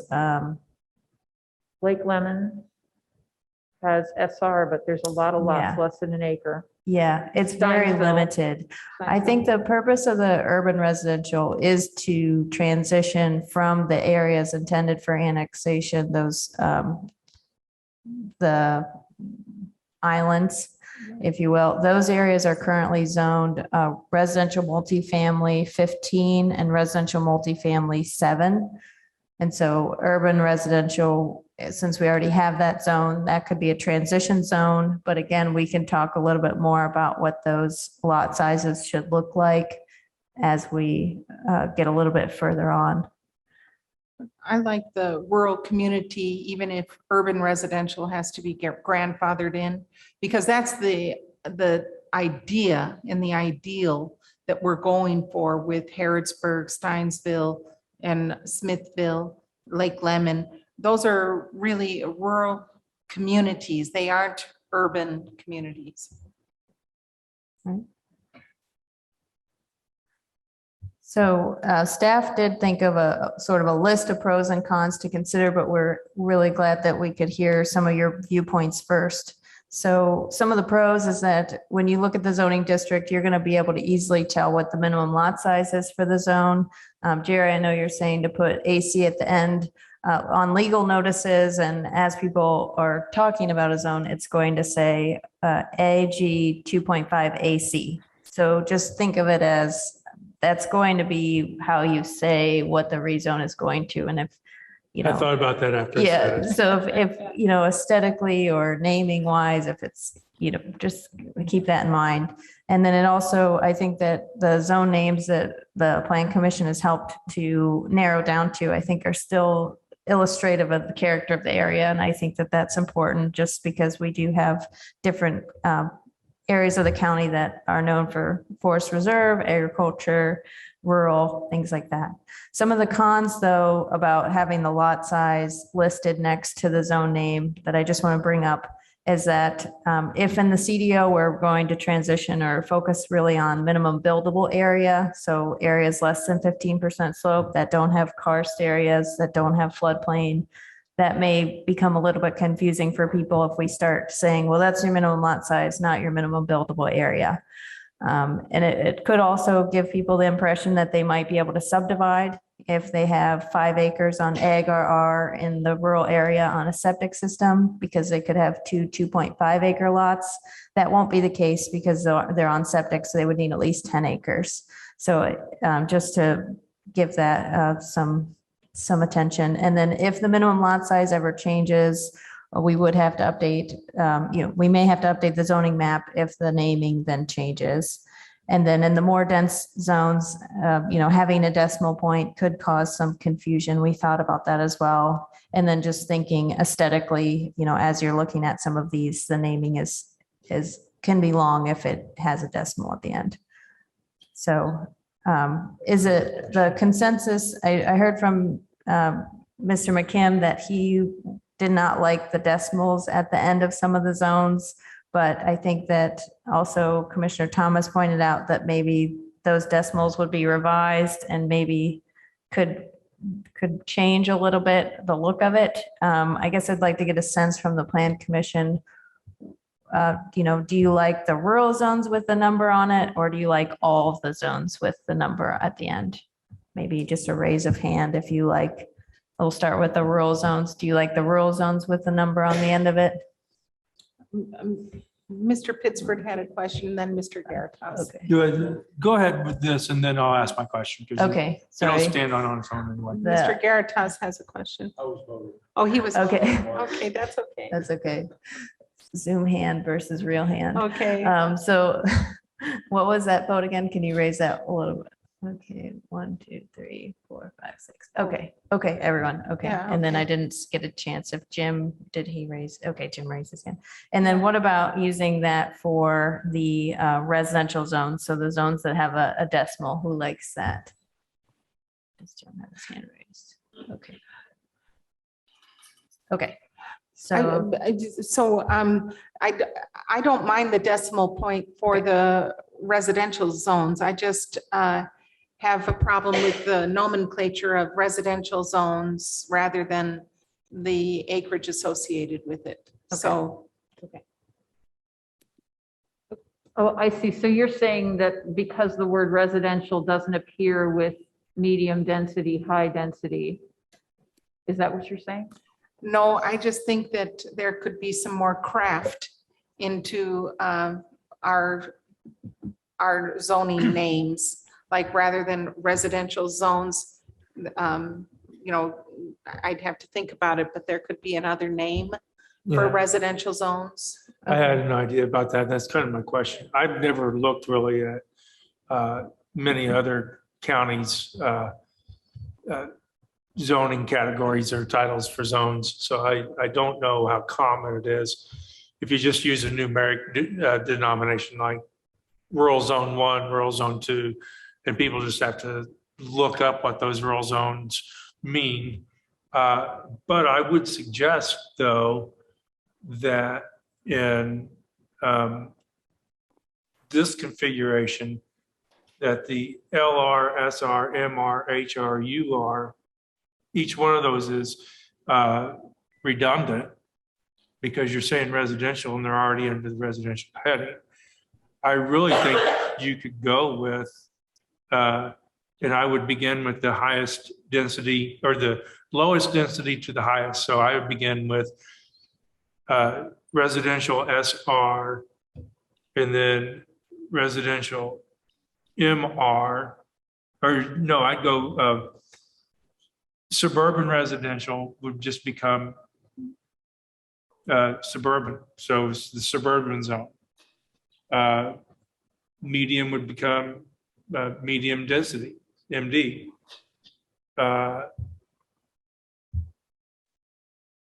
Low density, high density, and urban.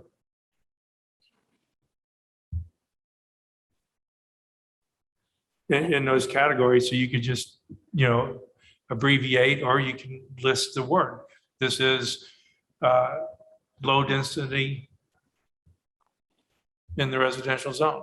Low density countryside, you could put in, or low density outskirts, or low density hinterland, or something other than, or neighborhood rather than residential, something that distinguishes the fact that a hamlet, or something like that.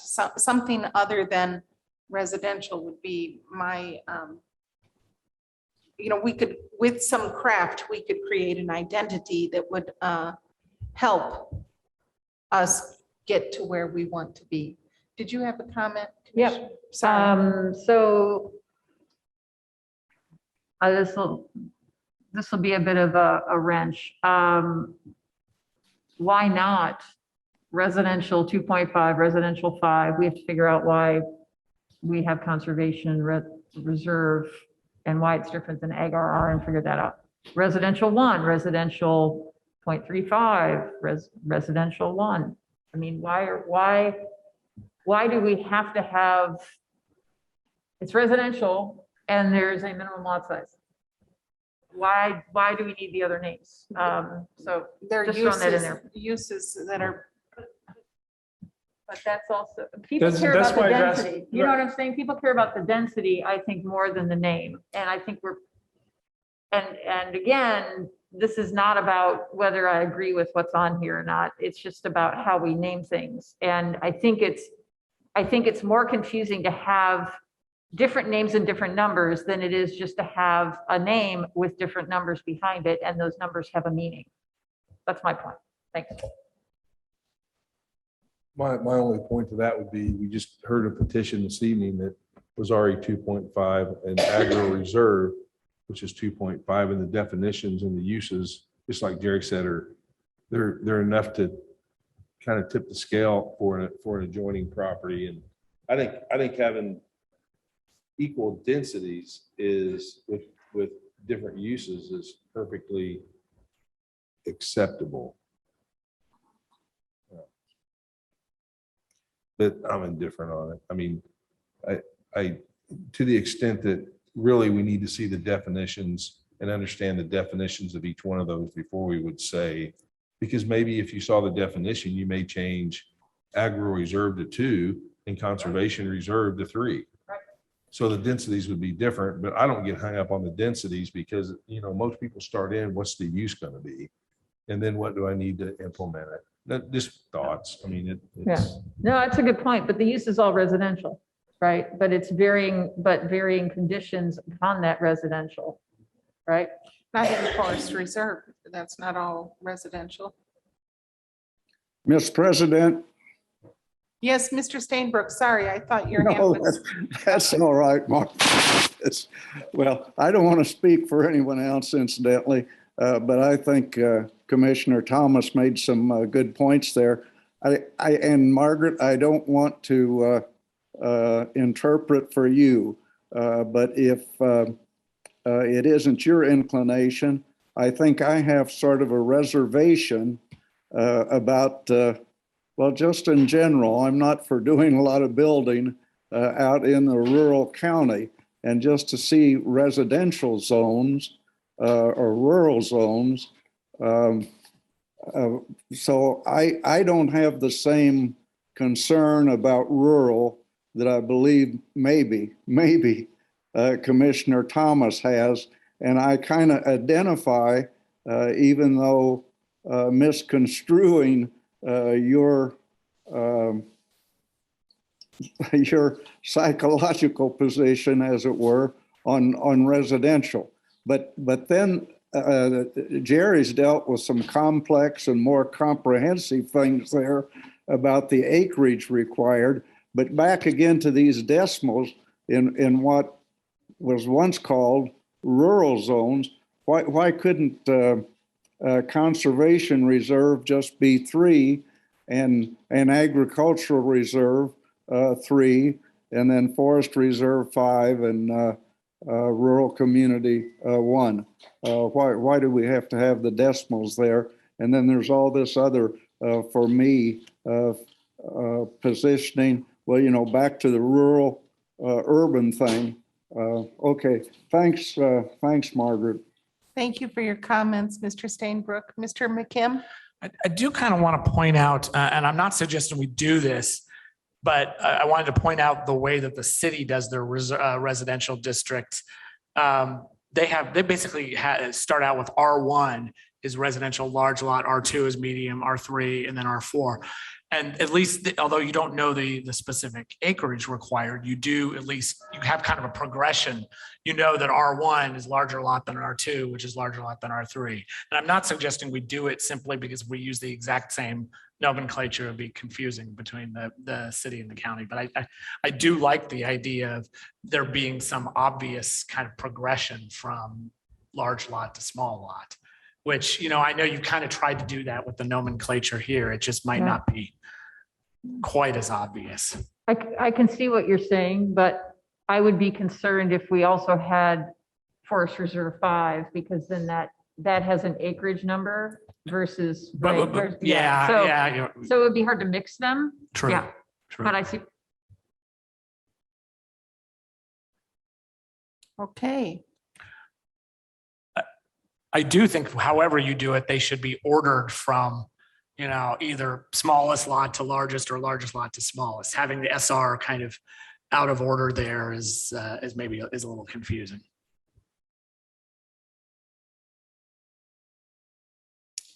For me, the fact that it has the same nomenclature as the city is not a convenience, it's a problematic, you know, just because, you know, I think that we need to be clear that we're in the county. And even though we're using the same consultants, which I find a little problematic, I think that we need to look exactly at these things for our own identity. So I just added to the PowerPoint screen based on what I was hearing, 2 options, which was one, just listing S for suburban, LD for low density, then medium density, high density, urban density. And then below that was another suggestion. I think I captured just having residential or residential zones, which would be R1 for suburban residential, which is 1 acre, R.34, R.21, R.14, R.07. So does anyone have any opinions on one option over the other, first option versus the second option? I kind of like the first option, but it's mine, so. So do Obviously, I. I'm gonna be disposed toward it. I do too. Okay, can I do a raise of hands for the first option, the S, LD, MD, HT, OUD? 1, 2, 3, 4, 5, 6. Okay, all right, so majority. Okay, all right, thank you. Sorry to belabor that point, but that's helpful. Okay, all right, moving on. So the next thing that I wanted to discuss was we had a discussion at the last meeting about the communities that were used as reference points for coming up with the use table. And I do want to note that this list is in flux and something that we'll reach out to the consultants to obviously have more of a discussion on different ordinances that could be helpful. So there was a question on why using Maryland and Virginia. So both of those areas are near the DC area. And when I went back to those ordinances and found what we were using them for, what was helpful, there was just different things that we were pulling out from each list. And actually it was helpful to see what the comprehensive list of uses are and whether we were missing that use, whether that was helpful or whether we already had that use. So the Montgomery County, we saw that was passed in 2014. So it was relatively new. It utilized that subcategory idea that we found to be helpful, and we borrowed that. Fairfax County, Virginia, they utilized some color coding for different zoning districts. So in the example before, it would be like rural zones, hamlet or residential zones would be another color. Industrial zones could be another color. So using that for more user-friendly way of looking through the table. And they also incorporated some aerials for the zoning districts with like the minimum lot size and things like that. So I thought that was super helpful. And then Bloomington's ordinance, we have heard from several stakeholders over the years that it can be confusing when there's very similar uses, two different definitions, one in one jurisdiction, one in the other jurisdiction. So we are trying to avoid some of that language change or language shift between the different jurisdictions. Although, you know, if the city has a use that we do not need, we obviously do not need that in our ordinance. But if there's similar uses that are both appropriate in both jurisdictions, we would like to consider and look at what the city has it named, just so that we don't differentiate for just the sake of differentiating. And then we're also trying to coordinate and review just the fringe areas and the compatibility of those zones on the border districts of the county and the city as we move forward. And then the other communities that we listed, Carmel, Fishers, Westfield, they all have very recently updated ordinances and they're Indiana examples. And so we were looking at those for use table examples. And then we were asked to review a few other places like where Cornell is, Ithaca, New York, and Athens, Georgia, also a university town. And we found that Athens was pretty helpful. They do have a use table that includes an N for not permitted. So that was an idea that maybe we could utilize moving forward. And then my last question for you is any comments or other cities that you wanted the consultants to consider in the review of the ordinance? There is one that I'd like them to look at because it is the most planned city I think in the United States, and that's Sugar Land, Texas. I'd like to see what their categories look like. Commissioner Thomas? I do like the ideas of colors. I do like the idea of an X or an N or something for not permitted. I think leaving it blank just leaves people to be creative and imagine all kinds of things. I will say that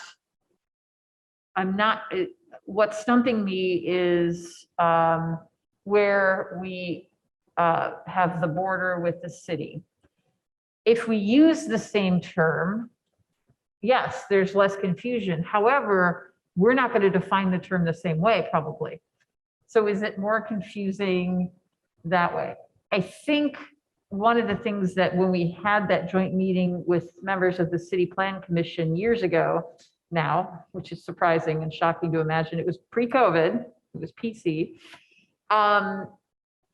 We had a discussion about map colors and how those can mirror, city county can mirror one another a little bit more.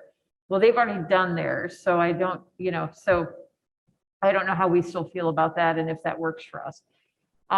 The other thing is at this juncture, I think we should not ever talk about AFA again because it no longer exists and it causes trouble. Mm-hmm. I think we have to consider territorial borders as territorial borders.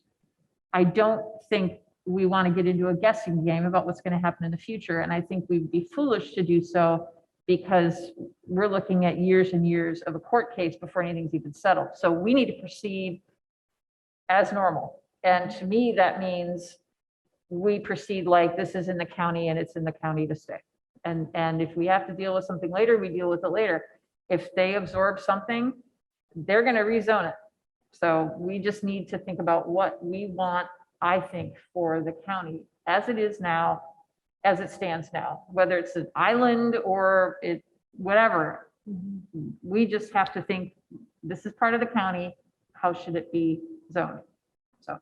Yes, Mr. Pittsford?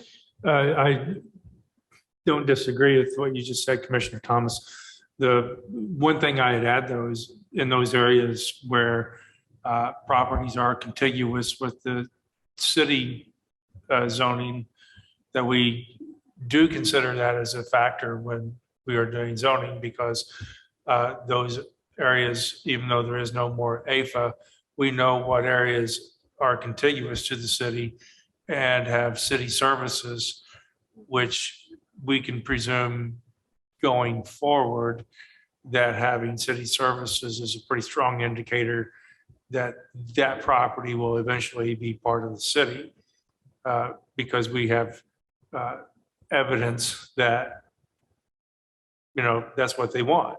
You know, if they enjoy city services, those are areas that will be considered for annexation when annexation occurs.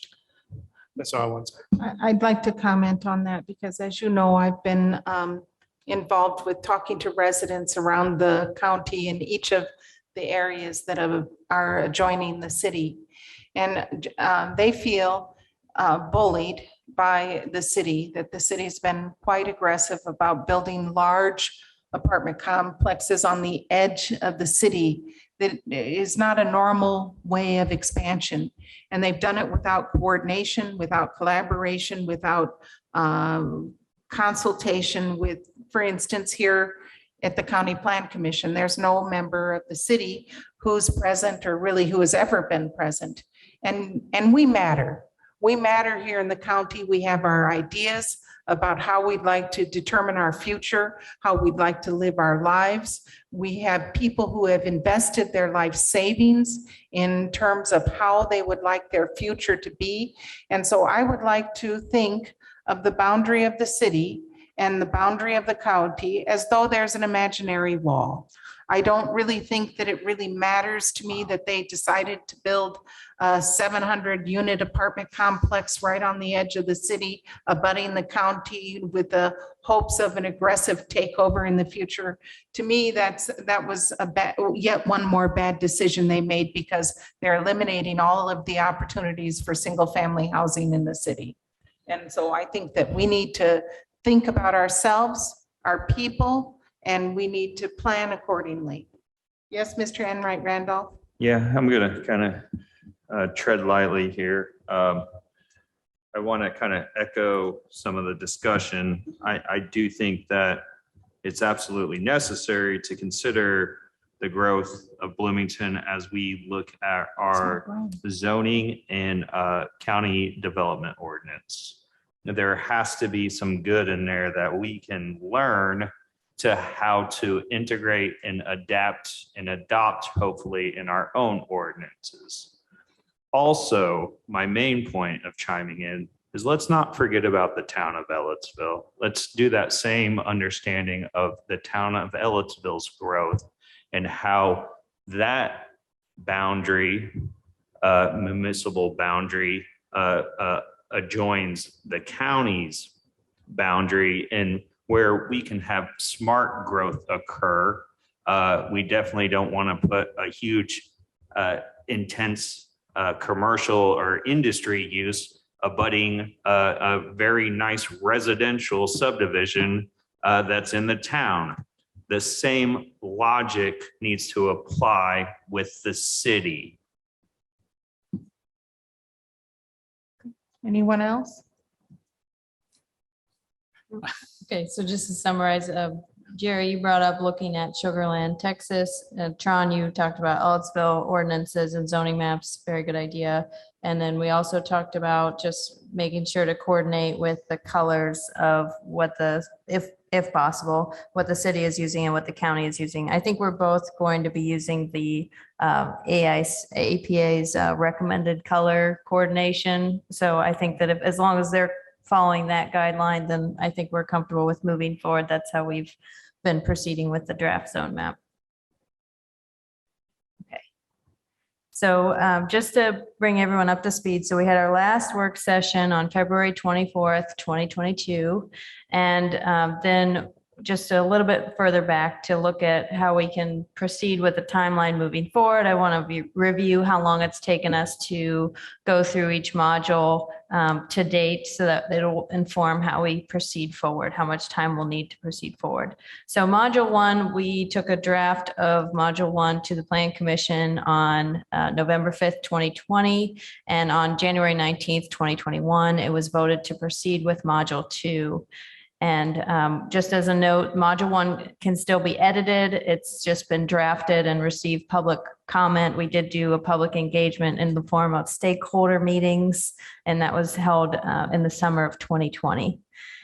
So since that time period, staff did lead the drafting of the zoning map, and that was done in the time period of about April of 2021. And then we also received a module 2 from the consultants in September of 2021. And it took until December 2021 for staff to edit that and put our best foot forward to send that to the Plan Commission.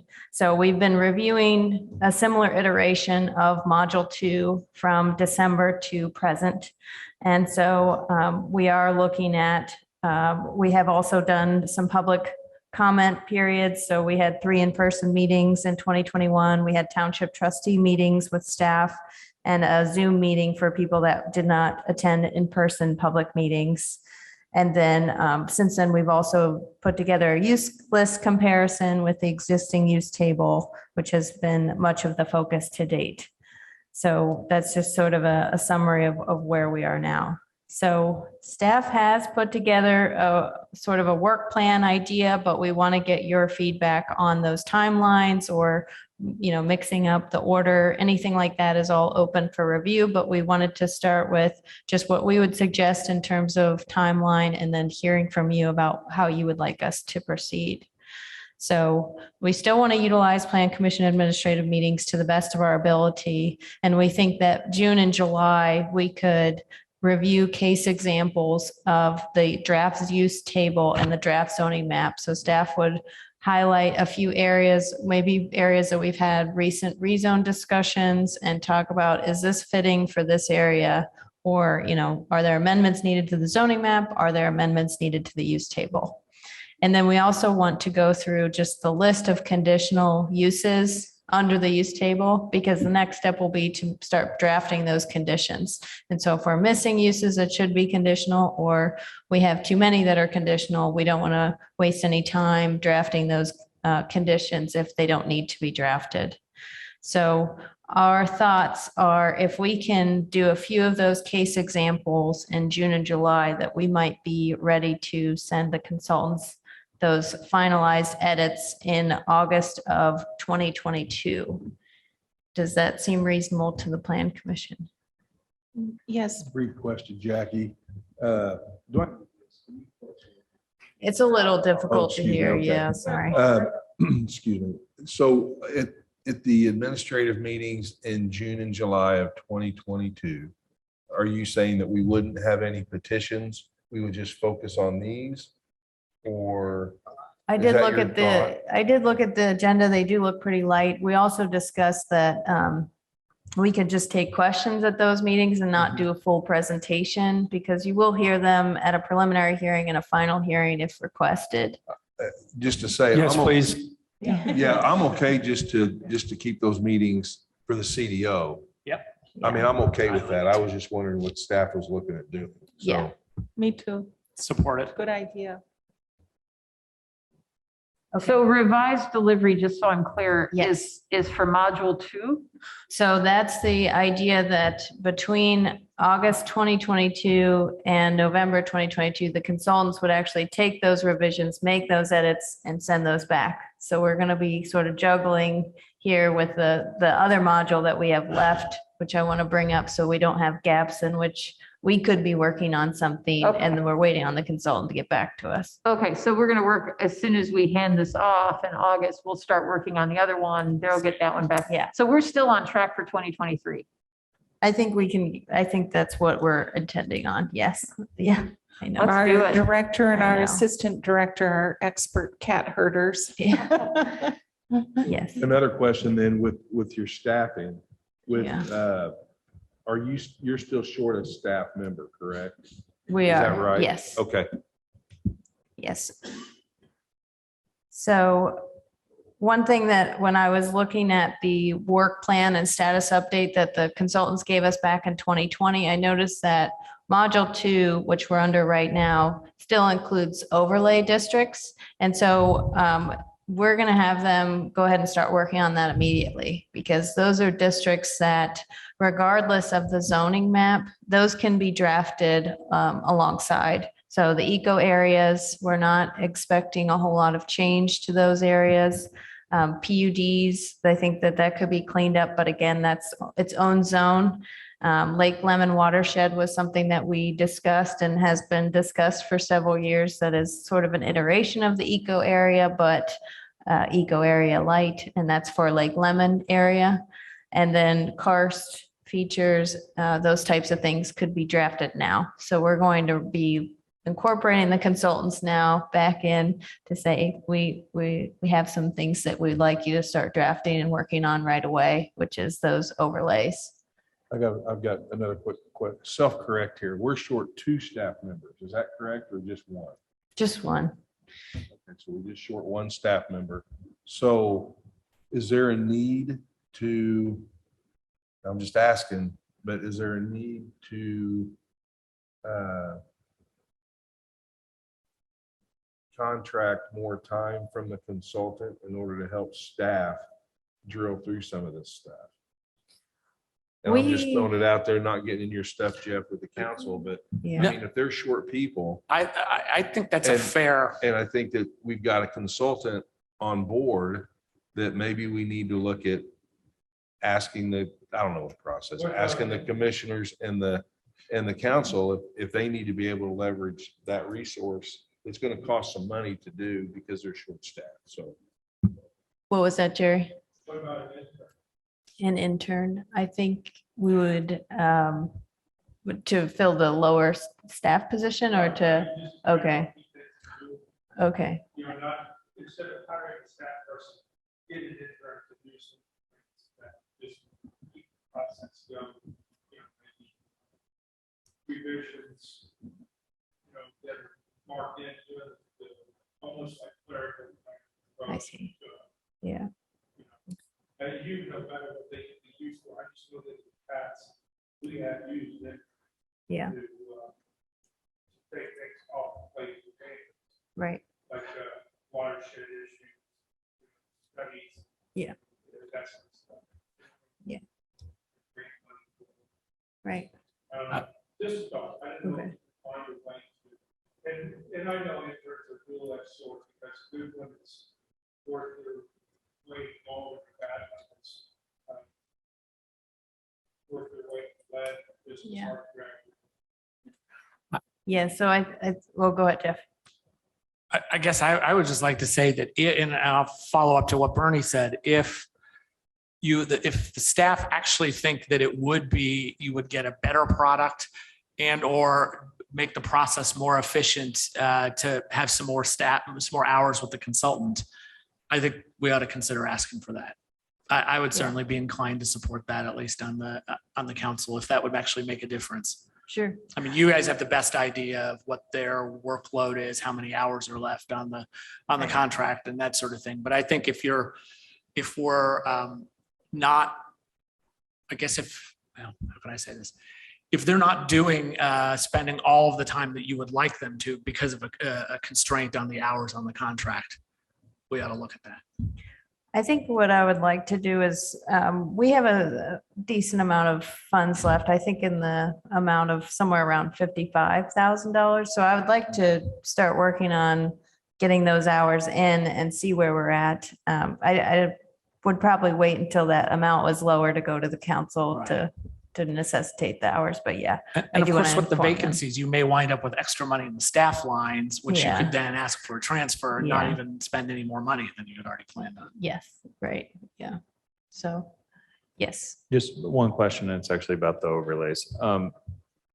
Are we working with the stormwater with kind of discussing what they need? Because a lot of the teeth for some of those goals are going to come from this ordinance. So I see you nodding your head yes, so I just wanted to make sure that I asked that question. Yes, so in the coordination that the planning department is doing with the highway department, stormwater team, we're meeting monthly also with someone that works with the Friends of Lake Monroe organization, since they've done a data report about the health of the Lake Monroe.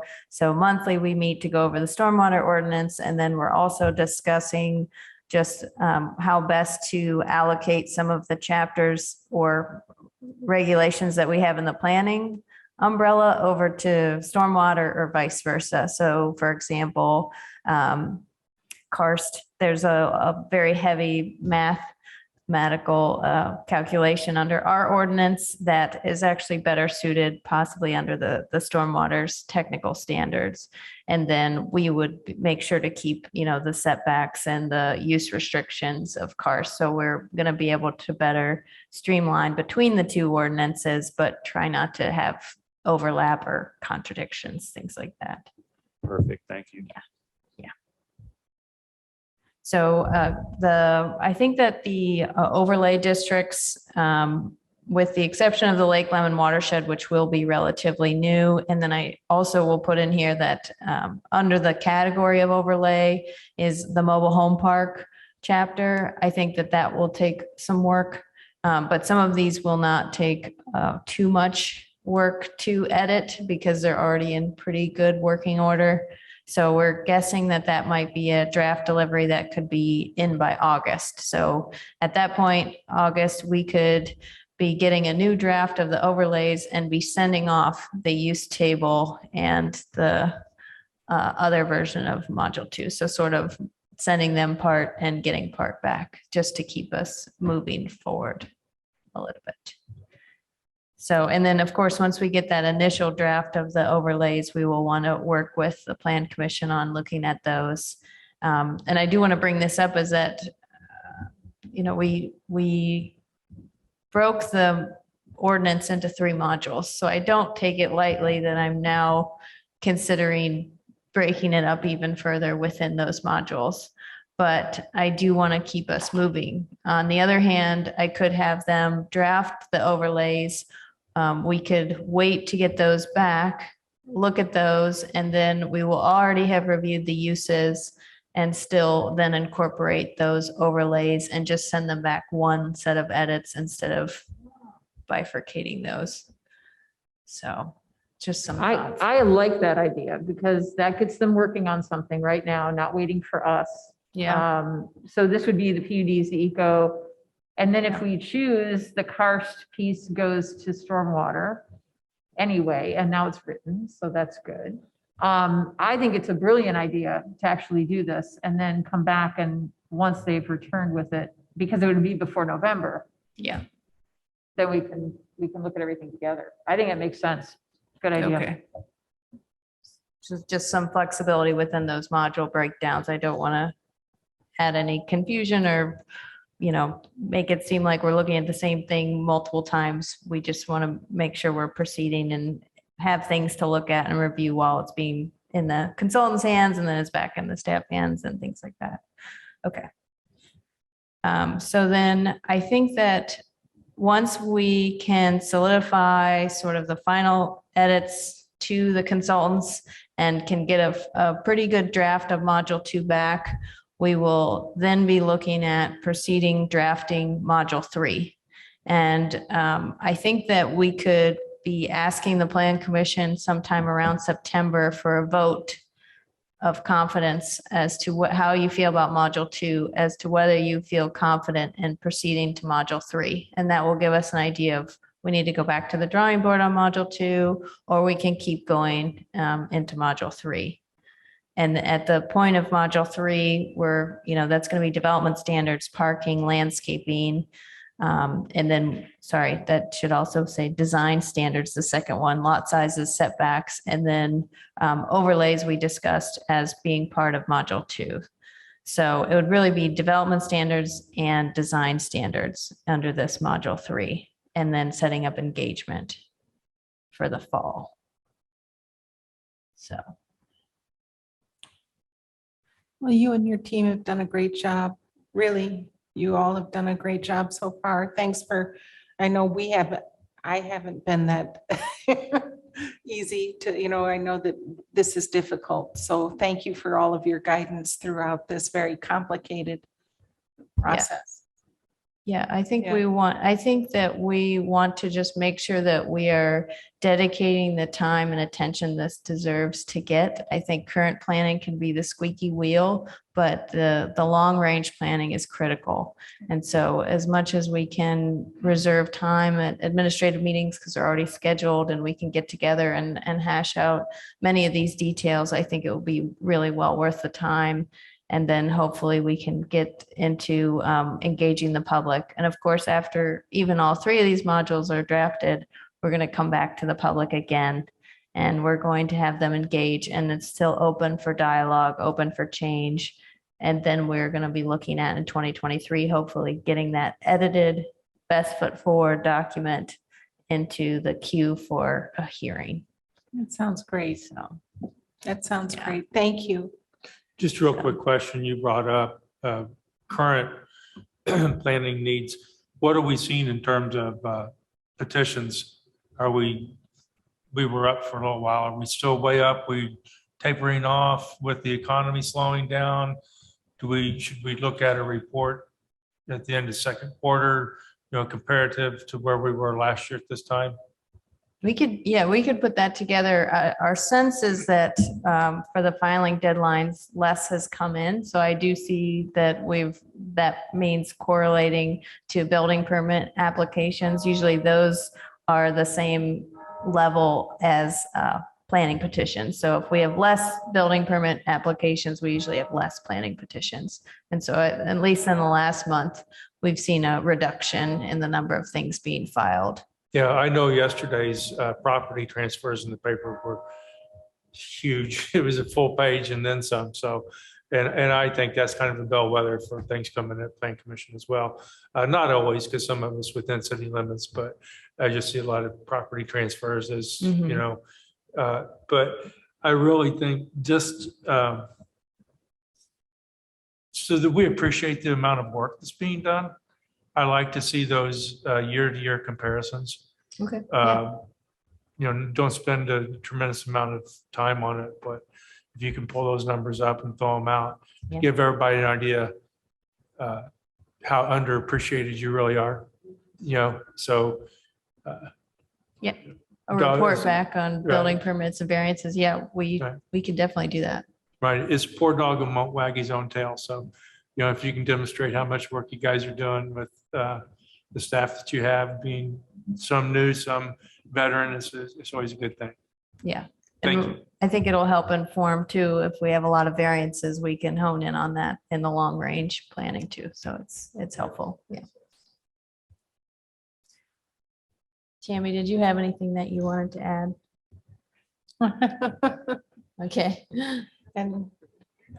Okay. I don't think I have anything else. I just wanted to really hash out the updates and the proposed timeline, and then to tell you that please come to the administrative meetings. We're going to have some work to do. Okay. Okay, we'll get there. Dave, do you have anything for us? I do not. Okay. The most popular guy in the room. Thank you. Okay. So is there a motion to adjourn? Okay, Second. any objections? Okay. Thank you. Thank you, everyone. Have a good rest of the night. Jim, take care. It's good to see you. Thank you. Good night.